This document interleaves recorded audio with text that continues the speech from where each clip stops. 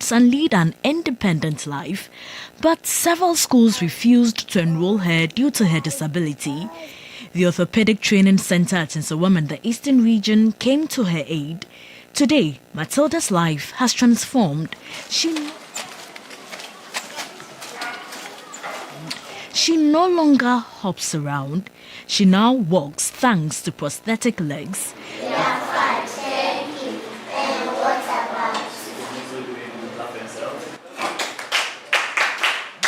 The Orthopedic Training Center enrolled her at the McJaden International School, where she's enjoying an education. Hello, Matilda. How are you doing? Yes, I'm fine. You are fine. What are you doing? I'm drawing. You are drawing. Okay. It's nice, eh? Continue drawing. Just 2 compound 3, okay?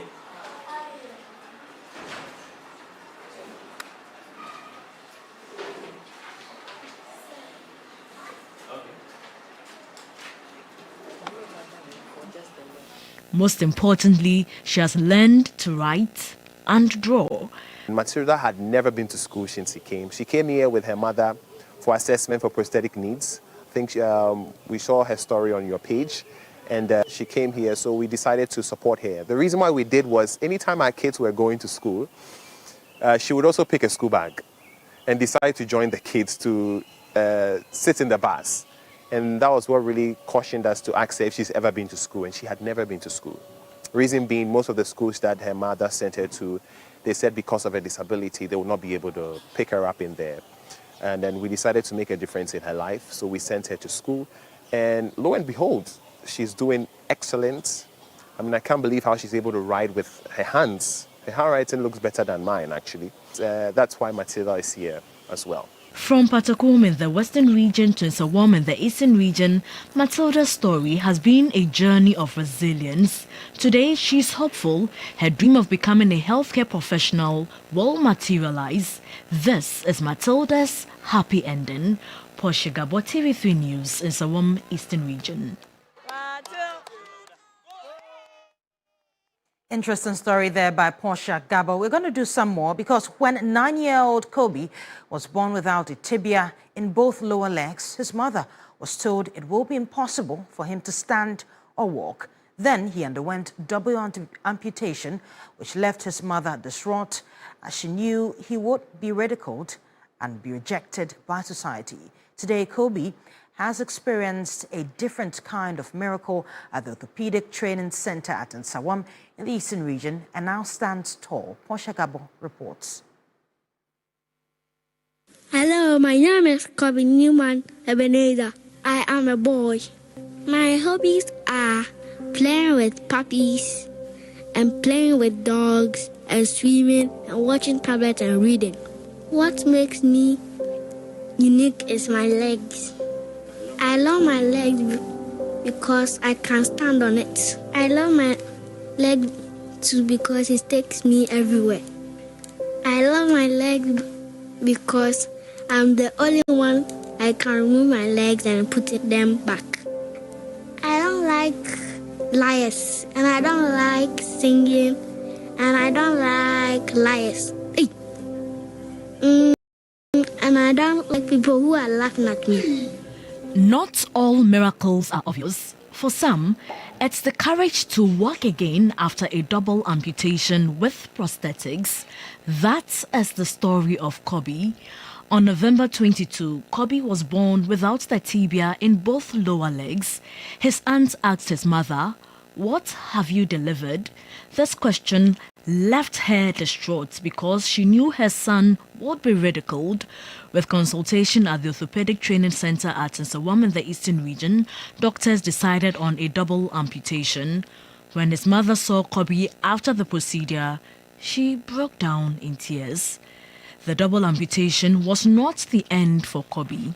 Today, he's a pupil at McJaden International School at Nsawam, practicing an inclusive education where he learns with pupils who look like him and those who don't. What do you want to be in future? A veterinarian. A veterinarian? Wow, why? Because I love animals. Which animals do you love? Dogs. Dogs, okay. Just dogs. Okay, all the best there. After he was born, his mother went through a series of, I would say, depression and probably anxiety because she didn't know what to do. And a good doctor that helped deliver Kobe brought Kobe to us because he knew us. And we took Kobe in, and Kobe has been with us since then. Kobe has been a very zealous gentleman, or young boy, if I should put it, who really strives for the best. He's never known his father before, and he's always ready to champion any challenges that he faces. And we always say Kobe is like an ambassador of the OTC because he's a perfect example of who we are. He enjoys playing football with pupils from the Orthopedic Training Center. Here, there's no difference, no discrimination, and no stigma. Just children showing what they can do with their skills.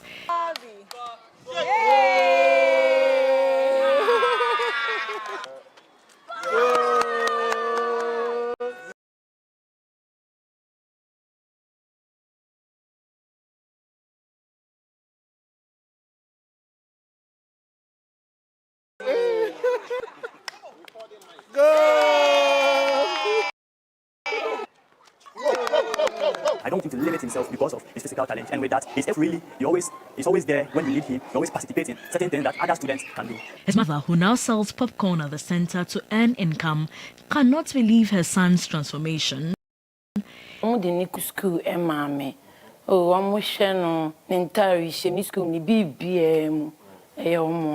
Since we came here, he's been educated. They've taken good care of him, his clothing, everything. My son now looks handsome. When I see him, I am now happy.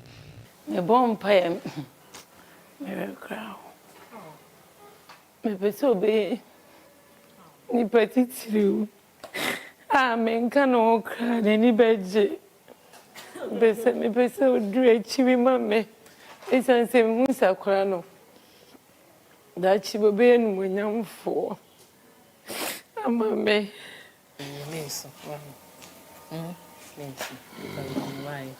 Why? And that's all why. Indeed, Kobe is a walking miracle and enjoys his new legs. It's important for parents of children with special needs to accept and love them. If you need the definition of a miracle, just watch Kobe. He's still standing tall when he was told it was impossible. Portia Gabo, TV3 News, and Sawam. I wish Kobe all the best. We're going to do some more stories, and the Vice President, Professor Nana Jane Opoku-Agyeman, has asked Africans to resist any oppression from any quarters. According to her, Africans must take their rightful place in order to progress. She was speaking at the opening of Panafest, an emancipation celebration at Cape Coast, right here in Ghana. Over 500 years ago, some Africans, including Ghanaians, went through atrocities.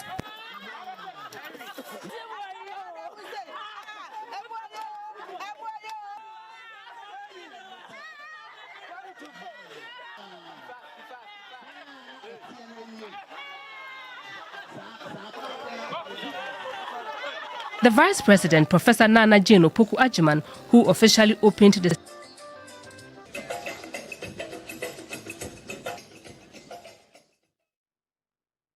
Apologies for that. We're going to bring you that story in a subsequent bulletins. But we're going to stay on the Vice President, Professor Nana Jane Opoku-Agyeman, because she has asked the chiefs and people of Komenda in the Central Region to be patient while government works at addressing developmental changes or challenges.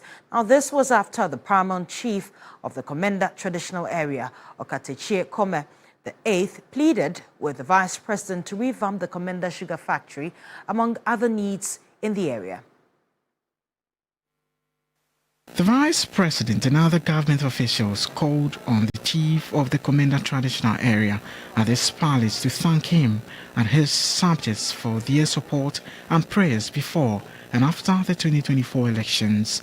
The chief of Okatechie Kome, the 8th, pleaded that government expedite action in revamping the Komenda sugar factory to create jobs for the town youth.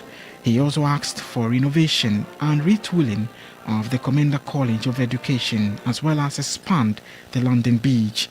The Vice President, Professor Nana Jane Opoku-Agyeman, noted the concerns of the chief. Nana, unzama ma kani na maati, offer na kwan of a school, offer for a juma, of a juma when you have sugar factory na zedana, nina or young comobia, na years ago. Na wabandamia, no so much robia na botar ozinkan, o sandenza modi henimano, or morte, abotan your best papa. Eya awame menyebi iso enyebi na ncha he na adwenu nkoma ye ya oso bia no do sanya me he na adom ne ya kwan na ncha enyina ya afado. Political advisor to the Vice President Samuel Ofosuwampofo says all sectors of the economy under the leadership of John Mahama and Nana Jane are witnessing positive changes. In some de na ekoso ene na ye any Feed Ghana, any other programs are all the programs and initiatives this government has introduced will benefit everyone.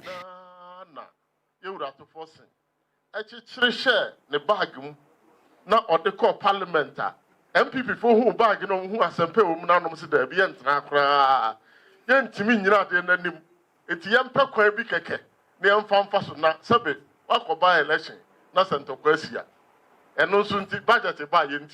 The Vice President later addressed a gathering at the premises of the Chief Palace.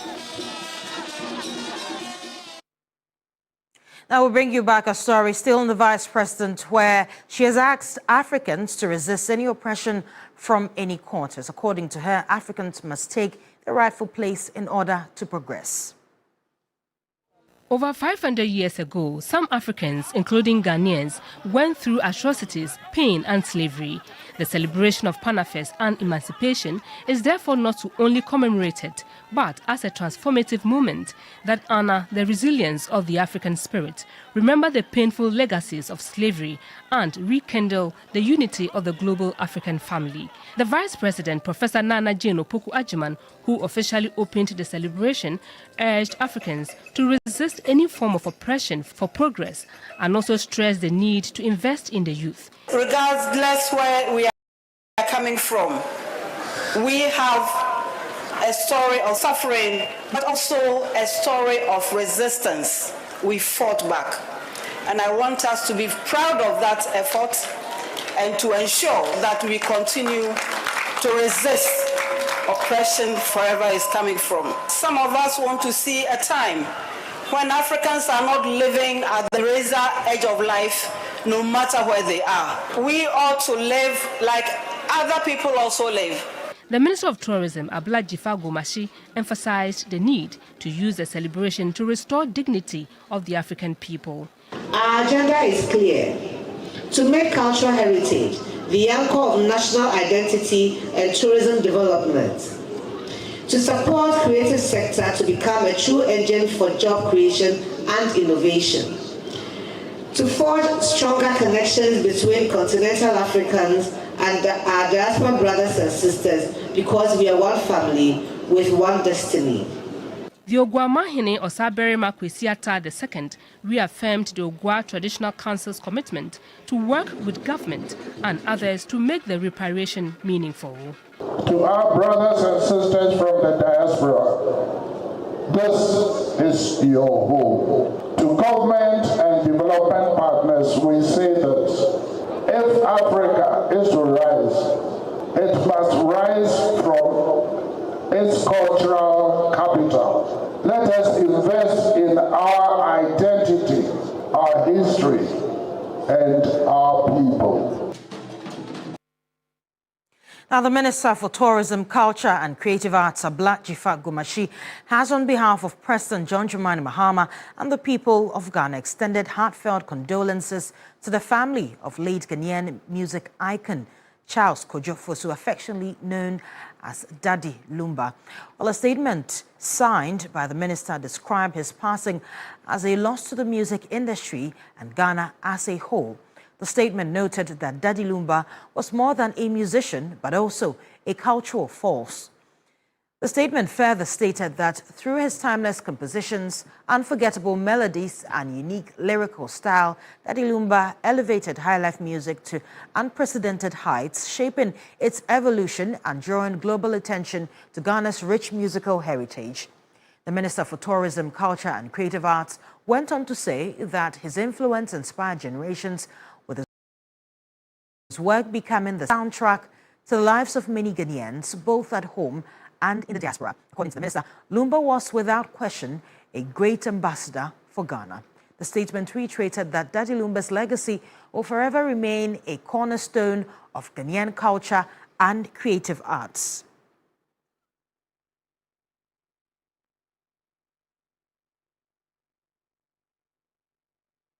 We'll stay on the passing of Daddy Lumba, and on Sunday, July 27, legendary Ghanaian musicians Kojo Ntwi and Oheniba Kisi visited the residence of late Daddy Lumba to commiserate with the family.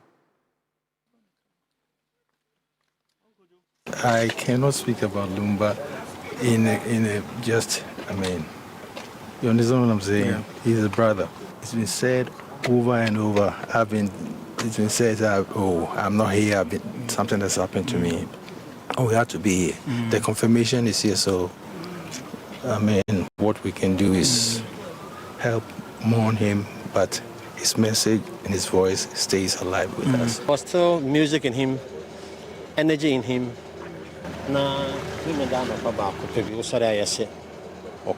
Shocking.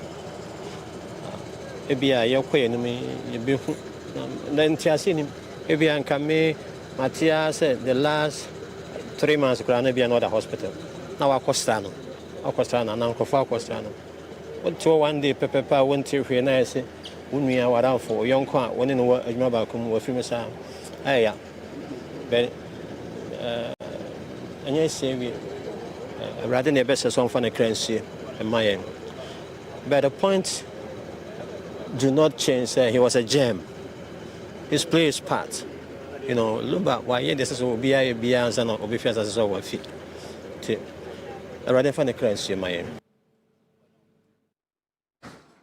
And before we go, the Musician Union of Ghana, Musica, says they will do their part to help preserve the legacy of high-life icon Daddy Lumba, who died on Saturday, July 26. President of Musica, Bessa Simmons, told TV3 the country and the world has lost a great icon whose music brought hope and entertained many. We have lost a great, one of the greatest musicians that ever lived. So far as Ghana is concerned, Lumba is one of those unique, authentic musicians who created their own style, their own way of, their creativity was beyond copying somebody, and he came out at a time where high life was different. Burger high life was coming in, and he came something different.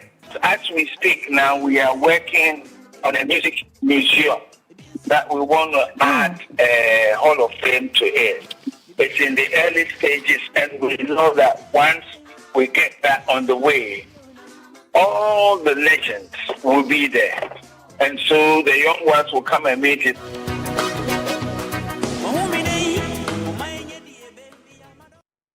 And that's all for the 6 a.m. news right here on TV3. My name is Judith Brown. Pleasure coming to you this morning. We'll go for a short break.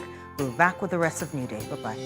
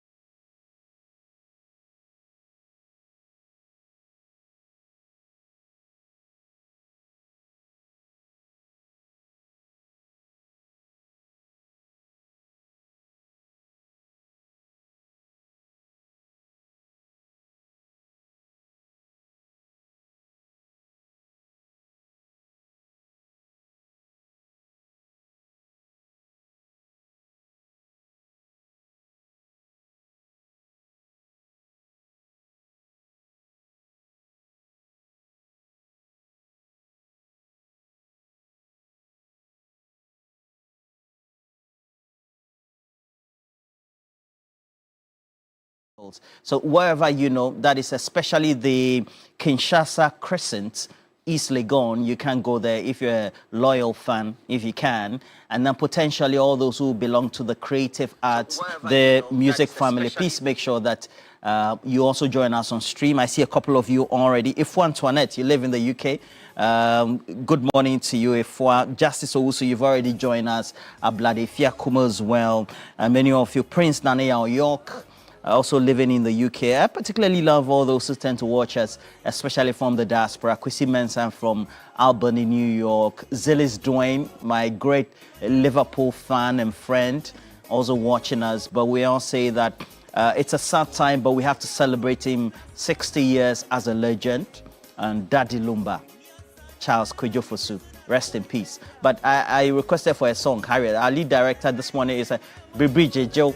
But let me just quickly take you through the lineup. And so we're going to have that. But let's start with Bibri Joe. Quickly.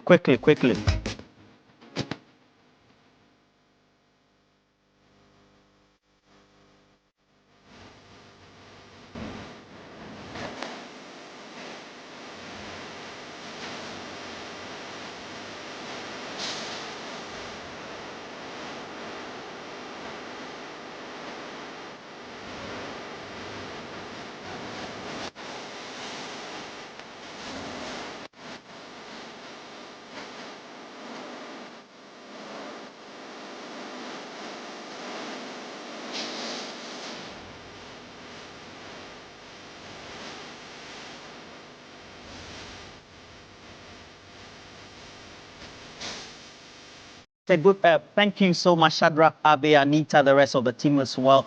Forward, Gertrude, forward as well, and you know yourself as well as the rest of the team, Sami and Danny, making sure that our request. Please keep the song at the background. We have cash out. It goes with Shoko star 439#, and so you can, as always, please become one of those lucky winners. Keep Bibri Joe at the background for me. Let me get some vim, so that while we're celebrating Daddy Lumba, and so. So importantly, we have cash out. It goes with the Shoko star 439#. Choose option 2. Is a Monday after we're all in this soulful but also celebrating mood. The legend passing away, that is Daddy Lumba. We still have to celebrate him, not just only be soulful, but also celebrating the milestone, the effort he's made to make sure that not only his music, but also Boga High Life became very much entrenched in our music industry. So star 439# is for you. I'm saying good morning to Chairman Godwin Town of the Raid Group. Great man. And then I'll also tell you that Chairman Prosper, good morning, you've joined us as well. Salifu Komban and all those who have joined us. Please make sure you share the stream. Let's have some great time. Prince Obofo Kofi says that rest in peace, legend. Rest well.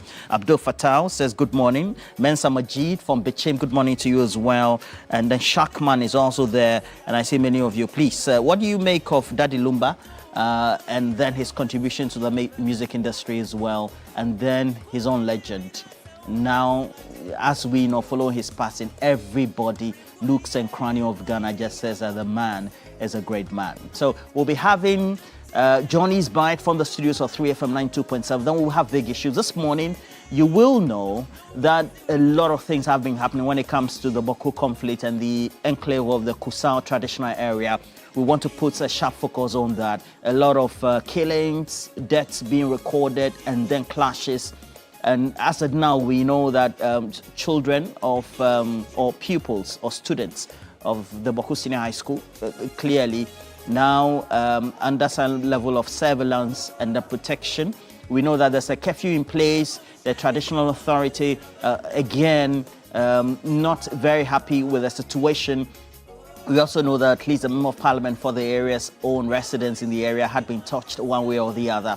But up to the minute information right here, we'll be focusing that when it comes to our big issue conversation this morning. So we're going to have all the relevant people. Edu Jitamaklo will be joining us as well. We have as well legal practitioner Apia Dankwa and then Dr. Tutu Boahin on the stream. We're going to have some great people who will be speaking to us, not only Dr. Adam Bona, but also those relevant individuals who represent key interest groups in the Kusao traditional area, and we'll be speaking to them, whether those who represent the Bimo Bears, etc., because a lot of concern has been raised. And there was also a shooting that was linked to that the conflict itself or the situation, the latest as it is in the Asawasa constituency. We have some sources giving us some relevant information, so we'll share that with you as well. And what needs to be done by government, we already know that statement is out, so please make sure you stick and stay and join us rather as well. There's also been a concern within the rank and file of the Ghana Police Service. Apparently, we have extension of some officers on duty posts or years, additional 2 years. Now, this goes contrary to what the president had issued, or the presidency had issued when the new president came into office. All right. So there wouldn't have been, or shouldn't have been, extension of the service term of individuals in the public service. Is it that the police service is not inclusive of personnel by way of the high echelons of the service, those who serve there, and so those extensions are warranted? Why do we have that when that is not extended to other sections of the public service? So it's a key concern, causing a lot of animosity within the rank and file of the Ghana Police Service. We'll share that with you. So Johnny also will review a lot as well. But our question of the day clearly will have to center on the Bawku conflict. What do you make of the situation? What do you think the Ministry of Defense needs to do, the Interior as well, and then government needs to do, as well as bring all the traditional bodies as well as stakeholders on one table? Because we know that there's also a peace process or a negotiation process that is heralded by the Otumfuo Asantehene, Otumfuo Setu. And so we want to get a tab on this. So just share those by way of our question of the day for this morning segment. It's up next. Stay with us.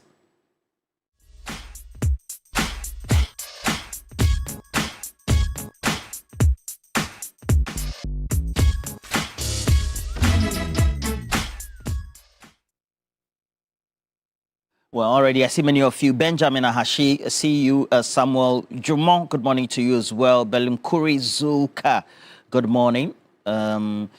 Okay, so Belimkuri, it says, correct yourself. It's Bawku traditional area, not the Kusao traditional area. All right, well noted. Again, Philip Abuchi, you've joined us. Emmanuel Enim, Abdel Fattah, Obrim Ponkaba, great guy. Says farewell. DL, that's Daddy Lumba as well. Well, Daddy Lumba has passed. Just give us your own comment as well. The Bawku traditional area, we know that this conflict is on. What do you think needs to be done to mediate this and bring a truce, so to speak, following the latest incident? We have Idris. Good morning to you, Idris. Good morning. Where are you calling us from, Idris? Roland, I'm calling you from all the way from the Upper West region. Wow. Okay, sir. What do we need to do to make sure that we bring some truce to the conflict situation? Let me say good morning to the people in the Upper West region in our all Lankan language. And while I answer my GNG 24 Lana. And Roland, my simple or my small advice is that we have to be very monitored in our social media and our television comments. Seriously, this is where some other people use to say any harsh words that come. Okay. Those people could do more than what they were expecting to do, Roland. And secondly, Roland, we doesn't have to rely on the Ghana Police Service. Seriously. I'm telling you, this fight is beyond the Ghana Police Service. Wallahi, Roland, the Bawku issue is affecting every individual in this country because you doesn't know where the issue will get to you. The issue started in Bawku, now in the Ashanti region, from the Ashanti region to Atwasa. The next day, we doesn't know where it will go. So we said, we are talking to the peace leaders that in Bawku that they should come together. We like Bawku. Bawku has been left over in the past for the 60 years. You can remember in Kofo's time, Bawku was left over. In Akufo-Addo's time, Bawku is over. And in John Mahama's time, Bawku will be over. It is not going to help us. I know there is some government workers in Bawku starting leaving out one by one. We beg. People should come together. And you think that will bring the peace in Bawku? We beg. So long. To start monitoring people that will be starting calling in and other media, we beg. We beg Bawku. Oh, Roland. All right. Thank you very much, Idris. Again, the phone line is still open. What should be done to make sure that at least we're able to bring some calm to the area when we're talking about issues related to the conflict in the Bawku area? And we know that usually it's not only affecting the township, but subsequently the other areas as well. We have Pusiga, we have those other areas. Nalrugu also in the mix in there, Wali, as well as some reports of an incident that has been linked also to that conflict in Aswansi as well. So what do you make of it? But you can also share your own views about how a legend, the legendary, well, may so rest in peace, that Lumba was to you. I mean, that's everybody in their own. I have this one from Andy. I'll share that very soon. But we have Akusia on. Akusia, good morning to you. Good morning. Good morning. Where are you calling us from? I'm calling from the Ashanti region. Okay, please. So which one do you want to comment on? The passing of Daddy Lumba, the great musician, or the Bawku conflict? Yeah, I want to talk about Daddy Lumba. Please go ahead, Akusia. Yeah, so Daddy Lumba is everybody's favorite. Yeah. And I grew up in a home where my dad would play Daddy Lumba song every weekend. Yeah. So I love him so much. And I literally cried on a Saturday. I was so shocked. Oh. I wish it was true, but then what can we do? So I want to send my condolences to the entire family, especially the wife and their children. I pray that God finds a solace for them. And then, so I think the government should try and whatever they are fighting for, if it's about land, the government should find another land for that opponent because it's becoming a worry. Okay. Thank you so much, Akusia, calling us from Kumasi. We have a couple of messages. We'll just quickly, before we go to Johnny Hughes. He said, please, can you read it for me? My name is Mejina. Okay, Mejina. I'm a proud Basari from Northern Part. I'm deeply burdened by what's happening in Bawku. And then I also have from Guy G, who says that Daddy Lumba inspired many young musicians to pursue high life music. That's true. And that's where we have to go to the studios of 3FM. Johnny Hughes is on. And for being with us, and for staying with us, and for keeping the spirit with us. We appreciate you. While saying thank you to all of you, I also want to say thank you to Grandpa Clothing in Dansoman and elsewhere, in Kigali and many other places, and also to Sonar Fashions in Tamale. Please call him on 0246590162 and get something special made for you. Over the weekend, I was at the funeral of a beloved uncle, the late Don Ziggy, and Senior Bleobi 1971, Mr. Ezekiel Tego, and his son is a very, very good friend of mine. We've been contemporaries for a very, very long time. And he was laid to rest, a very fantastic man, Bleobi 71. Greetings to General I.B. Quarty and the rest of the team from 71 who made sure that the late Ziggy got the best of goodbyes, and we appreciate them. Now, this morning, I also want to thank the Ghana Water Company because I broached the matter about something around their mothers in Kaneshi Polyclinic area, some leakage that had happened there, but they had cordoned off the place, a portion of the road. It was becoming an inconvenience to residents and people who use that road. So I spoke to them and they did the needful. So the great one, the Honorable Adam Mutawakilu, former Member of Parliament, now the boss at Ghana Water Company, Stanley Marty, and the team, thank you so much indeed. Today, my sermon will be focused on us, journalists. But before I come to that, I want to talk about 5 things that I have consistently spoken about and told us all not to politicize. But I digress a bit. Last Friday, I read a notice from the Office of the President that said post-retirement contracts was not going to be the order of the day. Dr. Bonaventure Benedict Alegibam became popular, most of you know him, because I spoke against post-retirement contracts. He fought till the very end, but that was one of the down moments of the previous government, and we all agree. So this government has already given us a directive from the office of the president that post-retirement contracts is not going to be the order of the day. So what are we suddenly hearing of people holding on to post past their age of retirement and they don't want to go anywhere? What are we hearing? I digress a bit. The government must not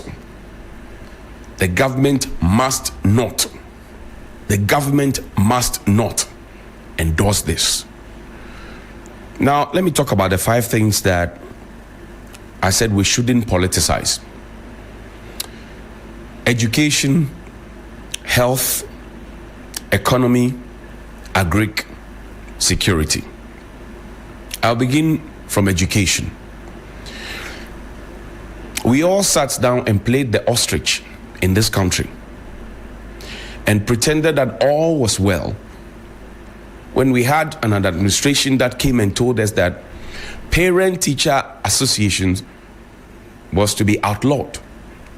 Every parent. So I have brought my child to school, but it is the teacher and the school that must help to manage them.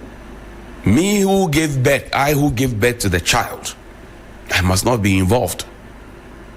And because of politics, and because of free SHS, and because of the issues that we had trying to politicize education in this country, everybody kept quiet.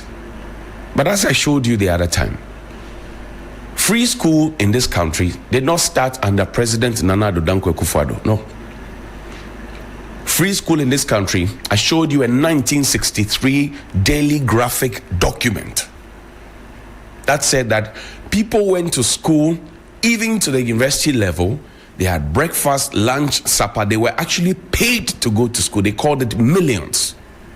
Medical students got more.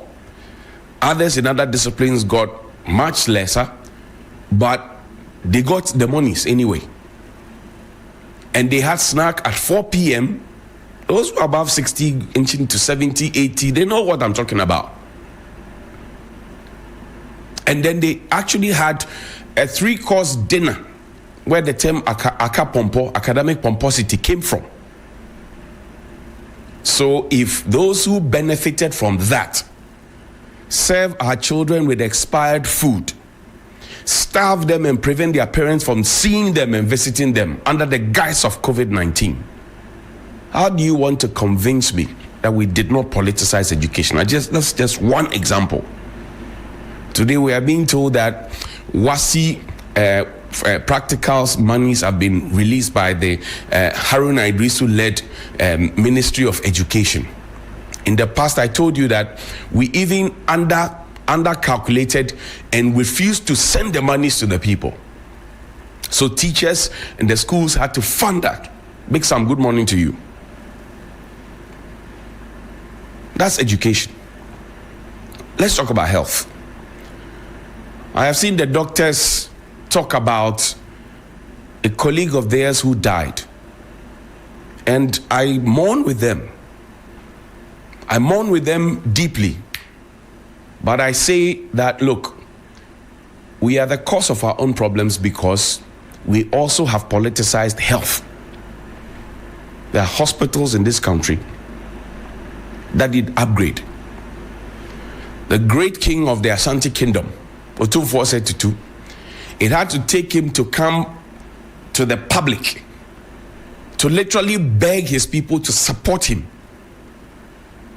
to upgrade and uplift and make sure that Komfanochi Teaching Hospital was up to the standard that it enjoyed in the days of old. His Royal Majesty, he had to come and beg because he saw it as a duty that the system had failed. So he had to come and literally beg his people to help him fix Komfanochi Teaching Hospital. We went to do a big launch of a project that had been abandoned in the 70s, all of those ones. and we did next to nothing. We politicized health. All the professionals in this country kept quiet about it. Everybody was silent about it. So today I'm on with the doctors, but the doctors were also part of the problem. The health professionals who knew were part of the problem. You see, the people that you keep mute for, when they have issues, they pick their passports and they fly out of their country to go and seek medical care. Put the list up yourself. It's a compendium. Put the list up yourself. When they are sick, they won't go to your Kolibu. They won't go to your Fiankwata. They won't go to your whole hospital. They won't go to your Konfanochi. They won't go to your Tamale Teaching Hospital. They'll pick their passport and fly out of the country and go and seek medical care. You and I who will go to these places, when they misbehave, you keep quiet because you are tied to their apron strings. If we make our country better, it will be sweet.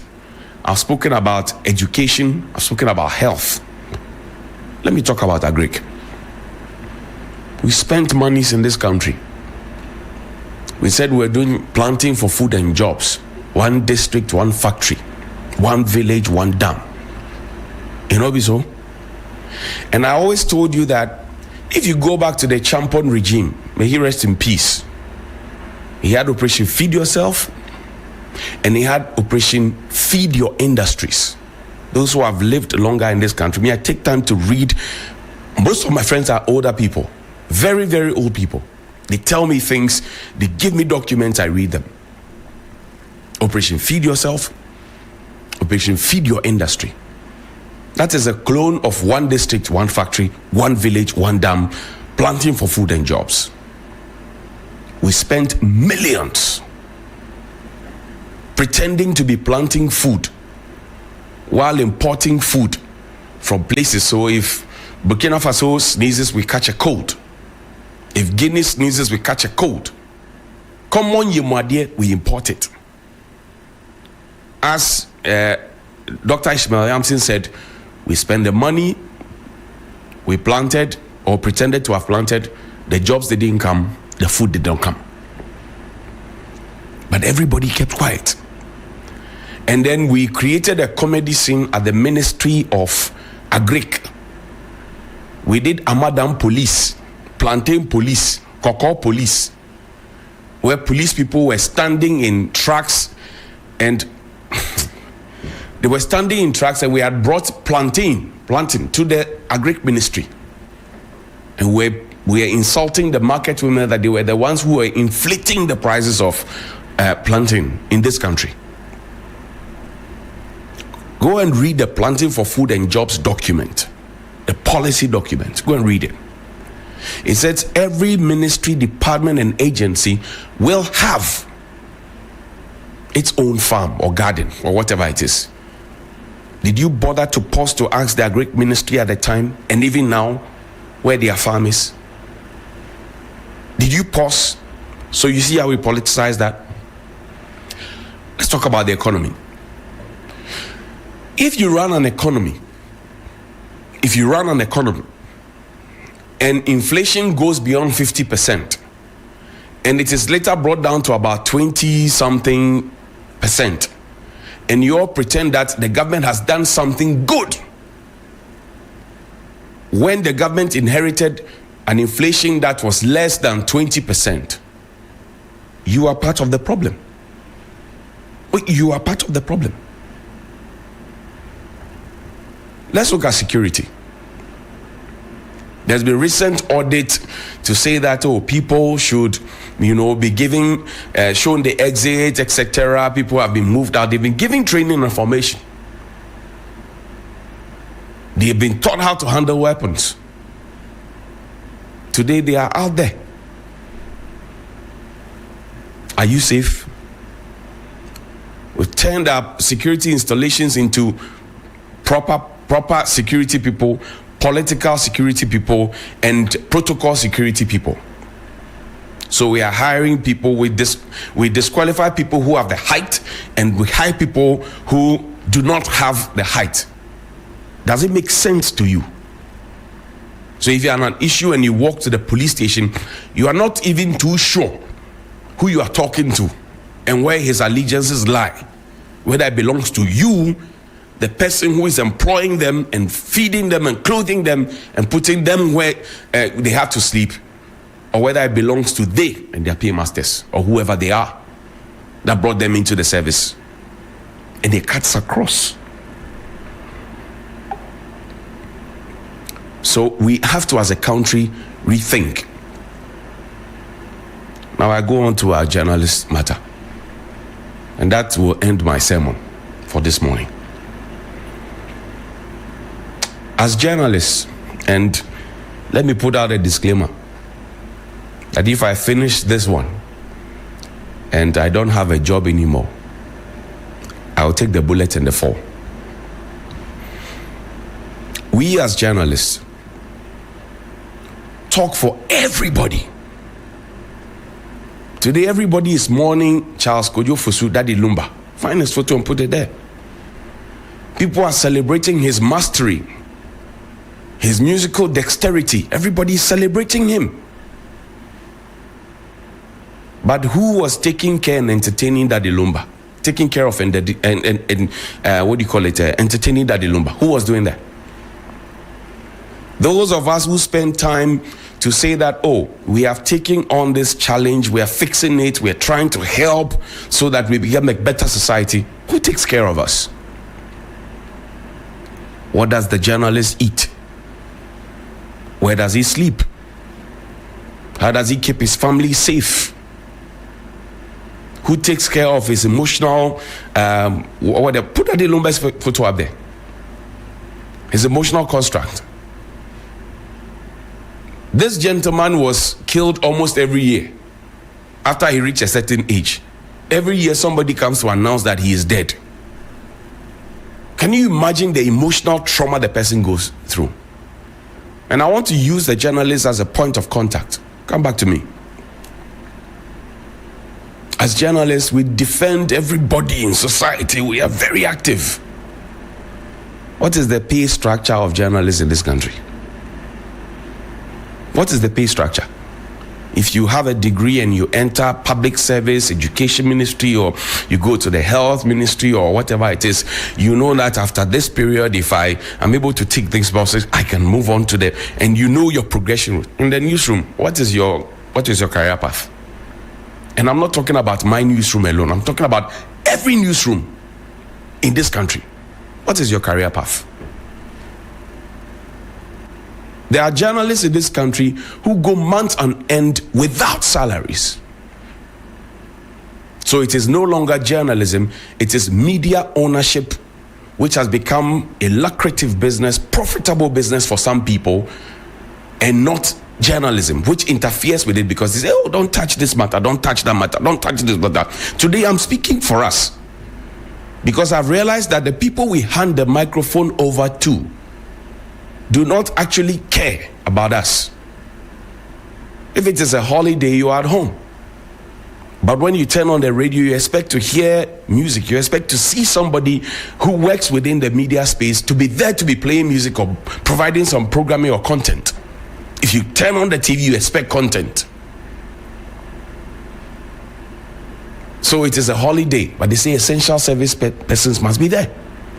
You will be in bed. Today I'm speaking for us. How many media organizations in this country have health insurance for their own people? And we all behave like ostriches. The people, look, today we are talking about NAGRAT, we talk about TEWU, we talk about Ghana Nurses and Midwives Association, we talk about this, everybody, single spine salary, we talk about everybody who takes time to talk for us. My good brother and friend, Latif of Multimedia, he was beaten right in front of the police headquarters.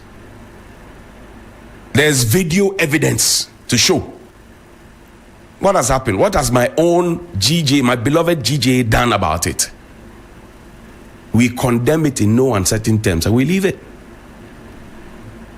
Look, the new administration is trying.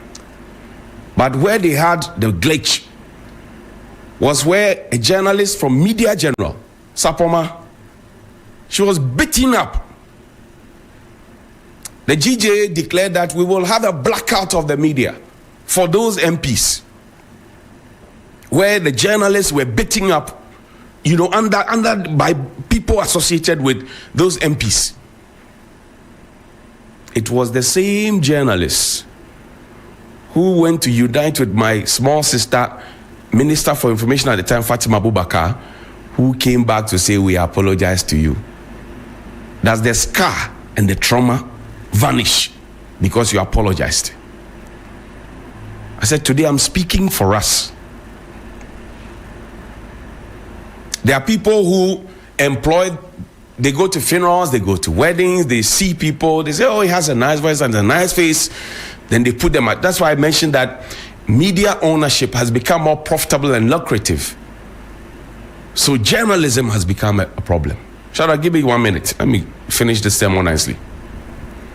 Now, so as I speak for us, I hope you appreciate the plight of the journalists.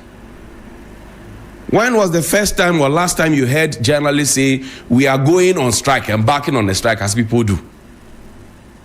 And then we will go and cover it for them. When was the last time you heard about it? Recently at Ablekuma North, a policeman slapped a journalist unprovoked. Unprovoked.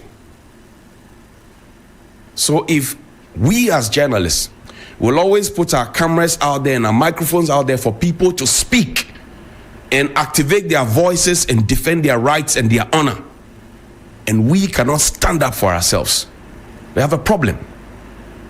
There are journalists who are not paid in this country and they survive on solely. So the big man gives them money to influence how the stories are put out there. Some of us, we refuse those advances.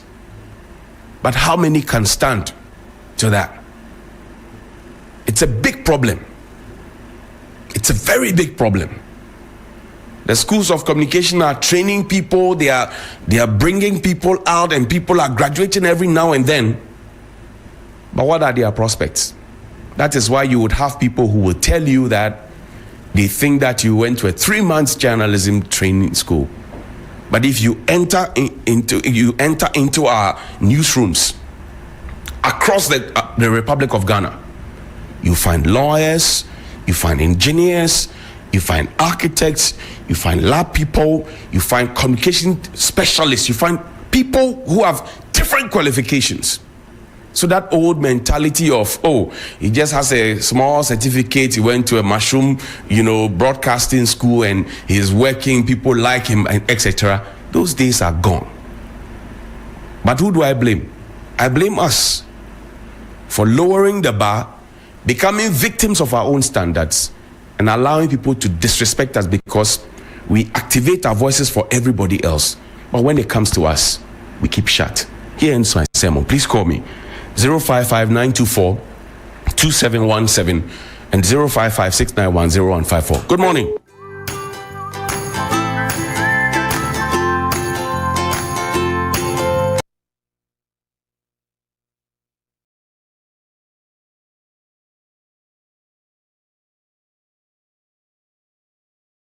Yes, next. Hey, Nadia Benson, some more. Me didn't tum. Mr. Freddy Calico, just call me cockroach. Now, Mr. Freddy once now. Hey, is that you? Improve car. Yeah. Captain Mosquito, double the accent.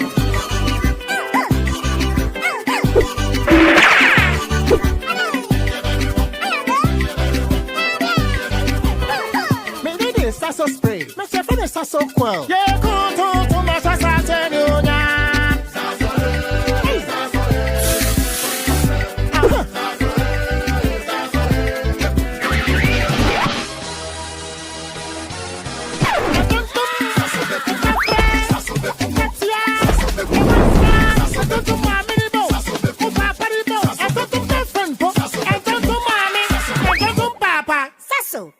Tum preko.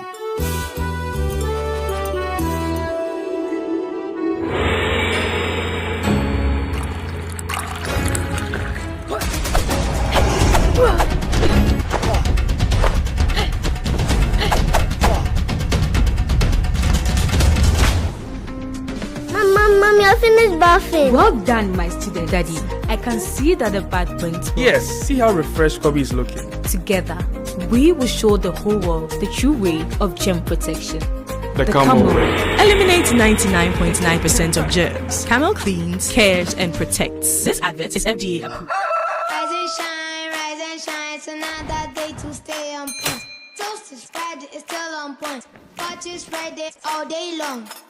Still on point, yes, it's still on point. It's still on point. Watch is bread, it's still on point. For your bread, it's creamy. For your toast, it's still on point. It's yummy, delicious. It's still on point. Still on point, yes, it's still on point. It's still on point. Still on point, yes, it's still on point. It's still on point. For your toast, it's still on point. It's still on point. Fortune spread, it's yummy, delicious. It's still on point. Fortune spread, delicious, creamy, and always on point. This advert is FDA approved. Shop and shop again with Maggie in the Maggie Double Chop promo. It's a double chop. Buy a tray of Maggie Denede or Maggie Shrimp. Dial the code inside to *380*13# and you could win the grand prize of 10,000 Ghana cedis cash. There's more amazing prizes like electrical appliances and cash in the monthly draws. It's the Maggie Double Chop promo from May till stocks run out. Buy, dial and win. T's and C's apply.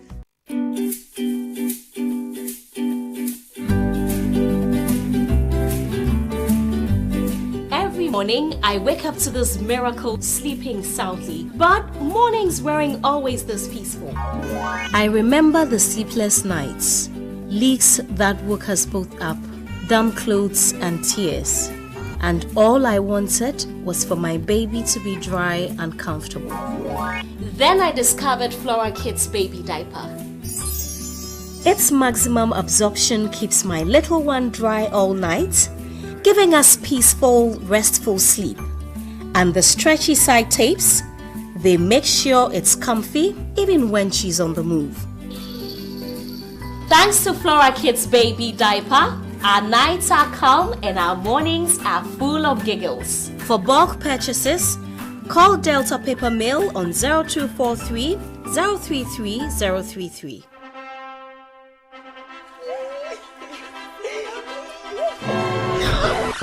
Oh no, my skin is breaking out. Same here. Blemishes everywhere. Mine feels so dull. Mine feels like sandpaper, rough and dry. And the wedding is just weeks away. For Everclear Acne Control Soap, scrub, scrub, scrub, bye-bye acne. For Everclear Natural Lightening Soap, glow up, baby, glow up. For Everclear Blemish Control Soap, hello, radiant skin. For Everclear Exfoliating Soap, smooth like a baby's bum. For Everclear Bar Soaps are formulated to cleanse your skin of acne, blemishes, dullness, and rough patches. Used in addition to a range of products for radiantly smooth skin. Your skin will be forever clear. Forever clear, still caring for tomorrow's beauty needs today. We are ready for the wedding! Hey, what about me? Our skin is forever clear! Introducing Koa Mixture, Koa Plus Mixture, and Koa MT Mixture, brought to you by Koa Research and Manufacturing Limited Company, proudly made in Ghana. Formulated to support your general well-being. For those seeking immune system support, there is Koa Plus Mixture. Support your body's defenses and stay strong. When it comes to combating malaria, Koa MT Mixture will aid your treatments. For effective relief from malaria symptoms, try Koa MT Mixture. Koa Mixture, Koa Plus Mixture, and Koa MT Mixture are not recommended for pregnant women, lactating mothers, and children under 12 years. Always take a malaria test before using Koa MT Mixture. Choose Koa Mixture, Koa Plus Mixture, and Koa MT Mixture for your health needs. Available now at pharmacies nationwide. For bulk purchases, contact 0244 726611 or 0591 565 778. This advert is FDA approved. Master, I have told you to use Kojak quality oral care products like the Kojak Charcoal toothpaste for strong teeth. Give me the meat. sis, that guy. Ajay, my teeth. Sis, haven't you heard of Kojak P&F toothpaste and their mouthwash? Right after here, get one for yourself. It helps fight sensitive teeth just like you're experiencing. Hey, sis. Yes, do not joke with your teeth, cause it may worry you in the future. We are here to introduce you to our quality Kojak oral care products, such as Kojak charcoal toothpaste that makes your teeth whiter and stronger. Kojak regular fluoride toothpaste makes your teeth stronger, fights against toothaches, and lathers well, leaving your mouth with an improved fresh taste and breath. If you have a sensitive teeth, when you take in something cold or hot, yours is to go for Kojak P&F together with the mouthwash. Go for Kojak oral care products because Kojak dear, a quality keke. For retail, visit the Ranko Pharmacy, a Kojak Pharmacy branch at American House, East Legon, near the UBA Bank. Also available in all leading pharmacies, over-the-counter stores, provision shops, and supermarkets. This advert is FDA approved.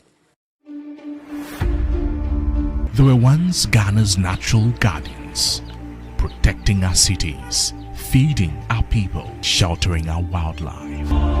But today, our wetlands are under siege by greed, neglect, and silence. Look at what somebody put. And investing for what? You are not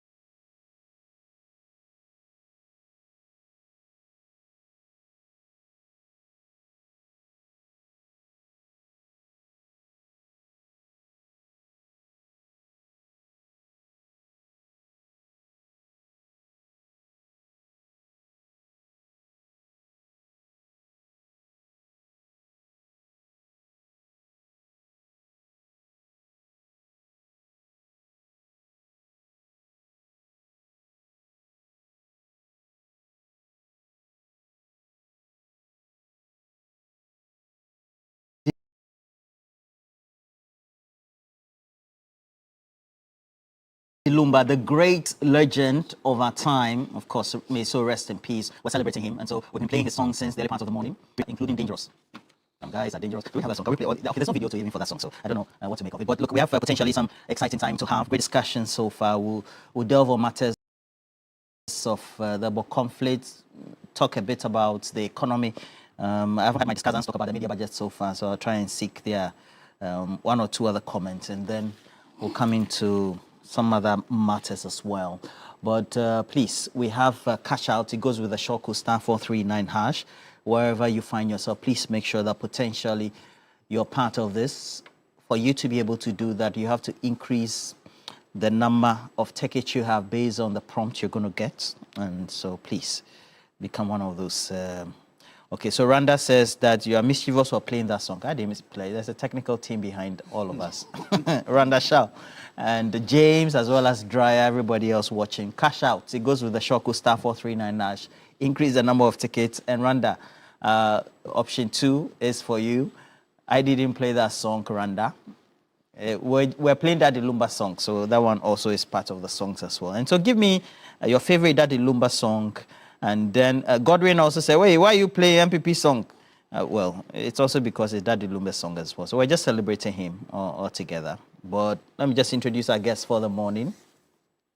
I have Edu Jitamaklo, the Chief Executive for the MPA. Good morning to you, Edu. Good morning. How are you? Good morning to your cherished viewers, and good morning to my esteemed co-panelists. Okay, great. Lawyer Pierre Dankwa is also here. Good morning, Lawyer Pierre Dankwa. Yeah, good morning. I hope you had a great weekend. Yeah, I had a very quiet weekend.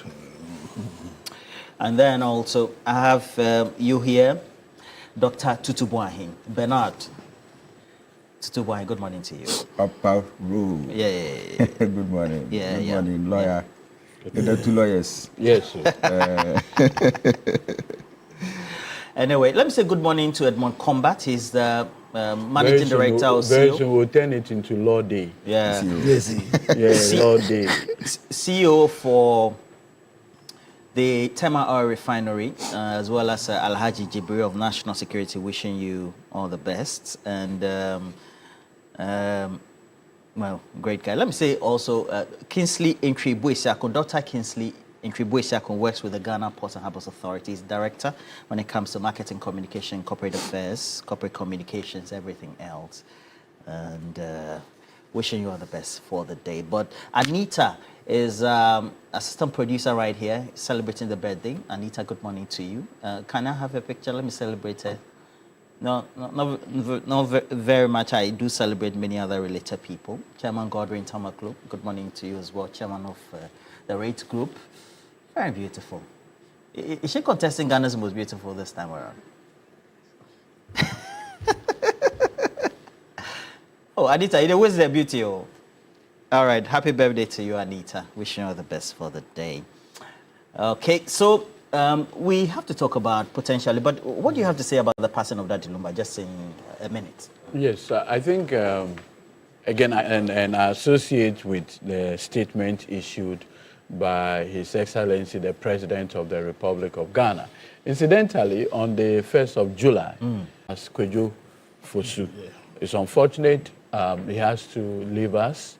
I've always ranked him in the areas of Michael Jackson and others. Yeah. I just found out just yesterday that he even sang in German, among others. And I mean, he had a global appeal. And so the work he was doing went beyond Ghana.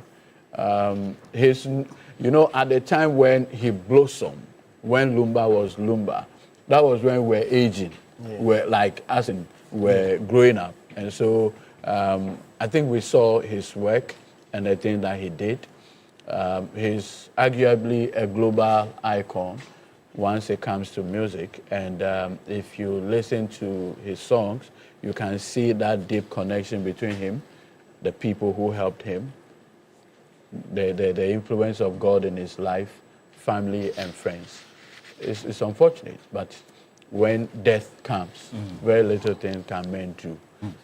So once again, I want to use your platform, very esteemed platform, to express my condolence to the family, the wife, and friends, and what have you. So Ghana has lost. And I'm happy that the Creative Arts Council or something have already given an indication that government more or less would lead the process of a vigil in honor of him, just to demonstrate how government of Ghana has elevated him to that status, deserving of a great man like him.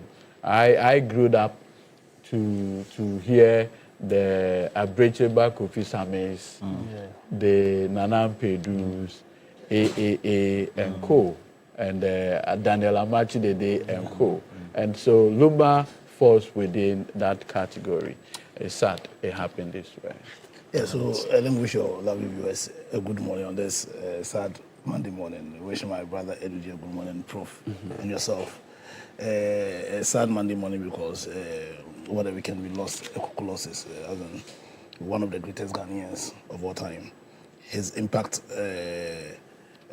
on Ghana, his impact on the culture of Ghana, the manner in which he represented the boldness, the authenticity of the Ghanaian, and fact that he also contributed in selling Ghana to the globe.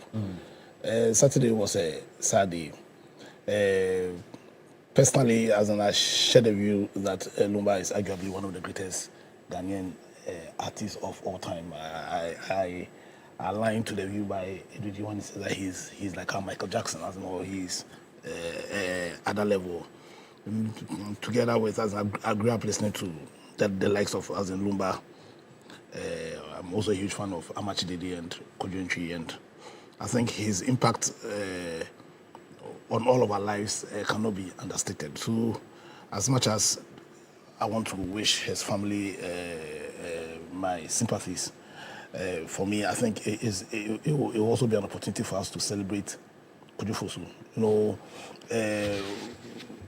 he's dead, but because of his life and what he did, he will live forever, because his works will always be with us.